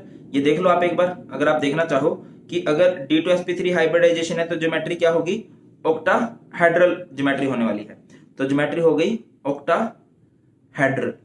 अगला क्वेश्चन आपसे पूछा गया कि ये इनर ऑर्बिटल कॉम्प्लेक्स है कि आउटर ऑर्बिटल कॉम्प्लेक्स है। अब देखो, अंदर वाले डी का यूज किया है आपने लिगेंड्स की फिलिंग के लिए। तो क्या होगा भाई? अगर अंदर वाले डी का यूज कर रहे हो, अगर D2sp3 हाइब्रिडाइजेशन आ रही है, तो वो कैसा कॉम्प्लेक्स होता है? एक इनर ऑर्बिटल कॉम्प्लेक्स होता है। तो आप लोग लिख भी सकते हो that it is an inner orbital complex. कैसा कॉम्प्लेक्स है? इनर ऑर्बिटल कॉम्प्लेक्स है, ठीक है। मेन बातों का आप लोग आंसर कर चुके हो। इसके बाद अगर आप आंसर करना चाहो, अब देखिए यहां पर जो इलेक्ट्रॉन्स हैं, अगर आपको दिखाई दे रहे हो, यहां पर जो इलेक्ट्रॉन्स है वो पेयर्ड है। और अगर किसी के पास पेयर्ड इलेक्ट्रॉन्स होते हैं तो वो क्या होता है? कलरलेस। क्या होता है वो? कलरलेस होता है। आप लिख भी सकते हो दैट इट इज कलरलेस। और क्यों है colourless? Due to paired electron, क्योंकि इसके पास सारे इलेक्ट्रॉन्स क्या है? पेयर्ड है। अगला क्वेश्चन आपसे पूछा जाता है इसके मैग्नेटिक कैरेक्टर से रिलेटेड। तो मैग्नेटिक कैरेक्टर क्या है भी इसका? डायमैग्नेटिक है। और क्यों है डायमैग्नेटिक? वो भी ड्यू टू पेयर्ड इलेक्ट्रॉन, क्योंकि इसके पास पेयर्ड इलेक्ट्रॉन है। अगला क्वेश्चन आपसे पूछा जाता है इसकी मैग्नेटिक मोमेंट निकालिए। मैग्नेटिक मोमेंट आप लोगों को निकालनी आती होगी, D&F ब्लॉक में मैंने सिखाई भी है। मैग्नेटिक मोमेंट इज म्यू का फॉर्मूला होता है √n इंटू n+2। अब कितने अनपेयर्ड इलेक्ट्रॉन है बेटा? चेक करो। आई थिंक आपको दिखाई दे रहा है कि इसके पास कोई भी इलेक्ट्रॉन जो है वो अनपेयर नहीं है। इसके पास कोई भी इलेक्ट्रॉन जो है वो अनपेयर नहीं है, सारे के सारे इलेक्ट्रॉन पेयर हैं। तो n होता है अनपेयर, अनपेयर है ही नहीं, तो 0 into 0+2 and that is 0 pm। बस ये अपनी पूरी की पूरी वैलेंस बॉन्ड थ्योरी एक्सप्लेन कर दिया। बट पेपर में आपको कोई एक पॉइंट बताना होगा, इसके कलर पे कमेंट करना होगा, इसकी ज्योमेट्री पे कमेंट करना होगा, इसके मैग्नेटिक कैरेक्टर पे कमेंट करना होगा। बट यहाँ पे आपने सभी पॉइंट्स पे कमेंट कर दिया है। क्लियर है? चलिए अगला क्वेश्चन देखते हैं, थोड़ा सा और आपको फील आएगी। सबसे पहला काम क्या होता है? सबसे पहला काम होता है कि आप ये जो सेंट्रल एटम है इसकी ऑक्सीडेशन स्टेट निकालो। कैसे निकालोगे? इसको एक्स मानोगे। फ्लोरीन कितने हैं? 6। फ्लोरीन पे चार्ज कितना होता है? -1 इज इक्वल टू में पूरे पे कितना चार्ज है? -3। एक्स इज इक्वल टू कितना आ गया? ये माइनस का 6 उधर जाएगा, प्लस का 3 आ गया। ठीक बेटा, अभी क्या होगा उसके बाद? सीओ पे 3 प्लस चार्ज की कॉन्फ़िगरेशन कर दो। सीओ का एटॉमिक नंबर होता है 27। पता है ना, 3D सीरीज करवा रखी है, डी एंड एफ ब्लॉक का वन शॉट करा रखा है, देख लो उसे भी। तो कॉन्फ़िगरेशन क्या हो जाएगी? AR18 4s2 3D7 18 2 20 और 7 27। ये 27 के लिए है, बट हम 27 के लिए नहीं करेंगे, हम 3 प्लस के लिए करने वाले हैं। और 3 प्लस के लिए 3 माइनस करने पड़ेंगे इलेक्ट्रॉन। माइनस कहां से होगा? सबसे पहले एस में से। ठीक है, एस में से माइनस किए तो यहाँ पे क्या हो गया? 0। हमने एक्चुअल में 3 इलेक्ट्रॉन माइनस करने हैं, तो 2 तो माइनस कर दिए, अभी एक और माइनस होगा, वो डी में से, वो 3D में क्या हो जाएगा बेटा? 6 हो जाएगा। ठीक है, अब इन 6 इलेक्ट्रॉन को फिल करके दिखा दीजिए। ठीक है, इन 6 इलेक्ट्रॉन्स को आपने फिल करके दिखा दिया। पहले तो ऑर्बिटल बनाओ। ठीक है, डी में 6 इलेक्ट्रॉन फिल करो। 1 2 3 4 5 और ये 6। ये है 3D। और 4s में कुछ भी नहीं है, यहाँ पे आप लोग लिख दोगे 4s। जरूरत पड़ने पे 4p 4d भी लिखा जाएगा, बट अभी हमें कोई जरूरत नहीं है। ये आपने किसकी कॉन्फ़िगरेशन की है? सेंट्रल मेटल एटम की। बट एक्चुअल में हमें सिर्फ सेंट्रल मेटल एटम की कॉन्फ़िगरेशन नहीं करनी है, हमें इस पूरे के पूरे कॉम्प्लेक्स की कॉन्फ़िगरेशन करनी है। अब हम कॉम्प्लेक्स की कॉन्फ़िगरेशन करते हैं बेटा जी। तो COF6 और इस पूरे पे 3 नेगेटिव। पहले तो इसको जो सेंट्रल मेटल एटम है इसकी कॉन्फ़िगरेशन लिख दो यहाँ पे। ठीक है, ये 3 नेगेटिव है। ठीक है, 1 2 3 4 5 6। लास्ट में और इसमें डिफरेंस पता है कहां पे आ गया था? डिफरेंस कहां पे आया? यहाँ पे ये जो लिगेंड है ये है NH3। NH3 क्या होता है अगर आपको पता हो, मैंने लिखवाया CnCO NH3। ये स्ट्रॉन्ग लिगेंड्स होते हैं, और स्ट्रॉन्ग लिगेंड्स क्या कर सकते हैं? ये पेयरिंग करवा सकते हैं। तो NH3 ने बेटा जी यहाँ पे पेयरिंग करवा दी थी। ठीक है, ये जो सिंगल इलेक्ट्रॉन थे इनकी पेयरिंग हो चुकी थी। बट F कोई स्ट्रॉन्ग लिगेंड नहीं होता, तो वो पेयरिंग नहीं करवा सकता। इस तरह से हमारे इलेक्ट्रॉन्स रहने वाले हैं। बाकी आगे चलते हैं। ये तो हमारे पास क्या है? 3D। 3D के बाद क्या आएगा? 4s। 4s के बाद क्या आएगा? 4p। और 4p के बाद क्या आएगा? 4d। ठीक है, अब कीजिए, आपने क्या करने हैं? लिगेंड्स फिल करने हैं। कितने लिगेंड्स फिल करने हैं? टोटल 6। और जैसे कि मैंने आपको बताया कि लिगेंड्स का फंडा क्या होता है कि लिगेंड एक खाली ऑर्बिटल में जाता है और एक पूरे ऑर्बिटल में एक लिगेंड होता है। तो कर दीजिए 1 2 3 4 5 और ये 6 लिगेंड्स फिल कर दिए। अब यहां से आप इसकी हाइब्रिडाइजेशन बता सकते हो कि नहीं? हाइब्रिडाइजेशन बता दीजिए। हाइब्रिडाइजेशन क्या होगी भाई? पहला गया है एस में, अगले गए हैं पी में, कितने गए हैं? 3। और डी में गए हैं 2। sp3d2 हाइब्रिडाइजेशन होगी। ज्योमेट्री क्या होगी बताइए? ज्योमेट्री क्या होने वाली है? ज्योमेट्री यहां पर होगी ऑक्टाहेड्रल। ठीक है, ऑक्टाहेड्रल कैसे होगी सर? बेटा जी बताया ना स्टार्टिंग में, देख लीजिए आप यहाँ पे। अगर D2sp3 हो या sp3d2 हो तो ज्योमेट्री क्या हो जाती है? ऑक्टाहेड्रल हो जाती है। इसके बाद क्या होगा? ये इनर ऑर्बिटल कॉम्प्लेक्स है कि आउटर ऑर्बिटल कॉम्प्लेक्स है? देख लीजिए आप ध्यान से कि बाहर के डी में गए हैं, बाहर के डी में गए हैं ना, नोटिस कर पा रहे हो यहाँ पे? तो ये क्या है? आउटर ऑर्बिटल कॉम्प्लेक्स है। अगला क्वेश्चन आपसे पूछा जाएगा दैट इट इज कलर्ड और कलरलेस। बताइए, आपको दिखाई दे रहा हो तो इसके पास अनपेड इलेक्ट्रॉन है, और अनपेड इलेक्ट्रॉन की वजह से हम क्या बोलेंगे? That it is coloured. Coloured क्यों है? ड्यू टू अनपेड इलेक्ट्रॉन्स, क्योंकि इसके पास अनपेड इलेक्ट्रॉन है। अगली चीज आपसे पूछी जाएगी कि पैरामैग्नेटिक है कि डायमैग्नेटिक है? It is paramagnetic. क्या है भाई? पैरामैग्नेटिक। और क्यों है paramagnetic? Due to unpaid electrons. अगर किसी के पास अनपेड इलेक्ट्रॉन होता है तो पैरामैग्नेटिक होता है, और अगर पैरामैग्नेटिक है तो इसके मैग्नेटिक मोमेंट भी निकाल लेंगे। म्यू म्यू का फॉर्मूला क्या होता है? रूट एन इंटू n+2, ठीक है। और n मतलब नंबर ऑफ अनपेड। अभी अनपेड कितने हैं बताइए? अनपेड आपको दिखाई दे रहे हो तो इसके पास ये ओके, अनपेड कितने हैं भाई? यहां पे चेक कीजिए, 1 2 3 4, ठीक है। कितने हैं? 4 हैं। तो यहाँ पे हम n की जगह पे क्या पुट कर देंगे? 4 इंटू 4+2। तो बताइए क्या हो जाएगा? 4+2 इज 6 इंटू 4 24। तो यहाँ से इसकी नेगेटिव मूवमेंट हो जाएगी √24 pm। क्या आंसर आ जाएगा यहाँ से? √24 pm। आसान है कि नहीं? बहुत आसान है। आगे चलना चाहिए हमें। आगे चलते हैं, एक और एग्जांपल आपको और ज्यादा फील देगा ये, ठीक है बेटा। अब जैसे कि निकल है, सबसे पहला काम हम लोग क्या करते हैं? अच्छा, पेपर में क्वेश्चन ये आएगा, जैसे ये दोनों एग्जांपल आपको दे रखे हैं ना, ये इन दोनों में से पूछ लिया जाएगा कि एक कलर है, एक कलर्ड है और एक कलरलेस क्यों है? एक पैरामैग्नेटिक है, दूसरा डायमैग्नेटिक क्यों है? इसकी मैग्नेटिक मूवमेंट आ रही है, इसकी मैग्नेटिक मूवमेंट 0 क्यों आ रही है? ये आउटर ऑर्बिटल कॉम्प्लेक्स है, ये इनर ऑर्बिटल कॉम्प्लेक्स क्यों है? क्वेश्चन ऐसे ही बनेगा। क्वेश्चन बहुत आसान बनते हैं और इस तरह से आप लोग खुद से लगा लो कहाँ दिक्कत आ रही है। मुझे तो लगता नहीं कहीं दिक्कत आ रही होगी। अभी नेक्स्ट एग्जांपल देखते हैं। तो नेक्स्ट एग्जांपल है हमारे पास NiCl4 2 नेगेटिव। तो सबसे पहला काम क्या करोगे आप? निकल को x मानोगे, Cl कितने हैं? 4, Cl पे charge -1 is equal to -2 x, minus का 4 उधर जाके कितना हो जाएगा? प्लस का 4, 4 - 2 इज x, कितना आ गया यहाँ से? 2 आ गया। तो निकल है बेटा जी, और निकल पे कितना? 2+। निकल का एटॉमिक नंबर होता है 28। 28 के हिसाब से कॉन्फ़िगरेशन कर दीजिए। Ar 18, 4s2 3d 8, 18 2 20 और 8 28। अभी 2+ है, 2+ का मतलब क्या होता है भाई? 2+ बोले तो 2 माइनस होगा। माइनस कहाँ से होगा? एस में से, एस में से होगा। अब डी में कितने इलेक्ट्रॉन है चेक कीजिए एक बार। डी में कितने इलेक्ट्रॉन है यहाँ पर? 8, ठीक है। तो 8 इलेक्ट्रॉन फिल कर दीजिए। 1 2 3 4 5 6 7 और ये 8। ये है 3d। 3d के बाद क्या आएगा? 4s, जो पढ़ने पे 4p भी आता है, 4d भी आता है। इट डिपेंड्स ऑन जरूरत, कि हमें जरूरत है कि नहीं है। आगे चलिए, आगे मूव करते हैं। तो ये तो कॉन्फ़िगरेशन होगी निकल की। अब निकल की ये जो कॉन्फ़िगरेशन है ये चेंज हो सकती है अगर यहाँ पे हमारे पास लिगेंड क्या हो? स्ट्रॉन्ग हो।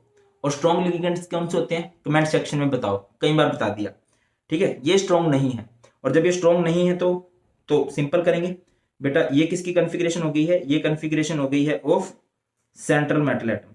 और अभी हमें कॉन्फ़िगरेशन किसकी करनी है? Of complex NiCl4 2 negative. कर दीजिए, ठीक है। नहीं कर देते हैं भाई, कहाँ दिक्कत आ रही है? पहले तो डी में इलेक्ट्रॉन फिल करो। कितने हैं? 1 2 3 4 5 6 7 और ये 8। ये है 3d। 3d के बाद यहाँ पे क्या आएगा? 4s, और 4s के बाद यहाँ पे क्या आएगा? 4p।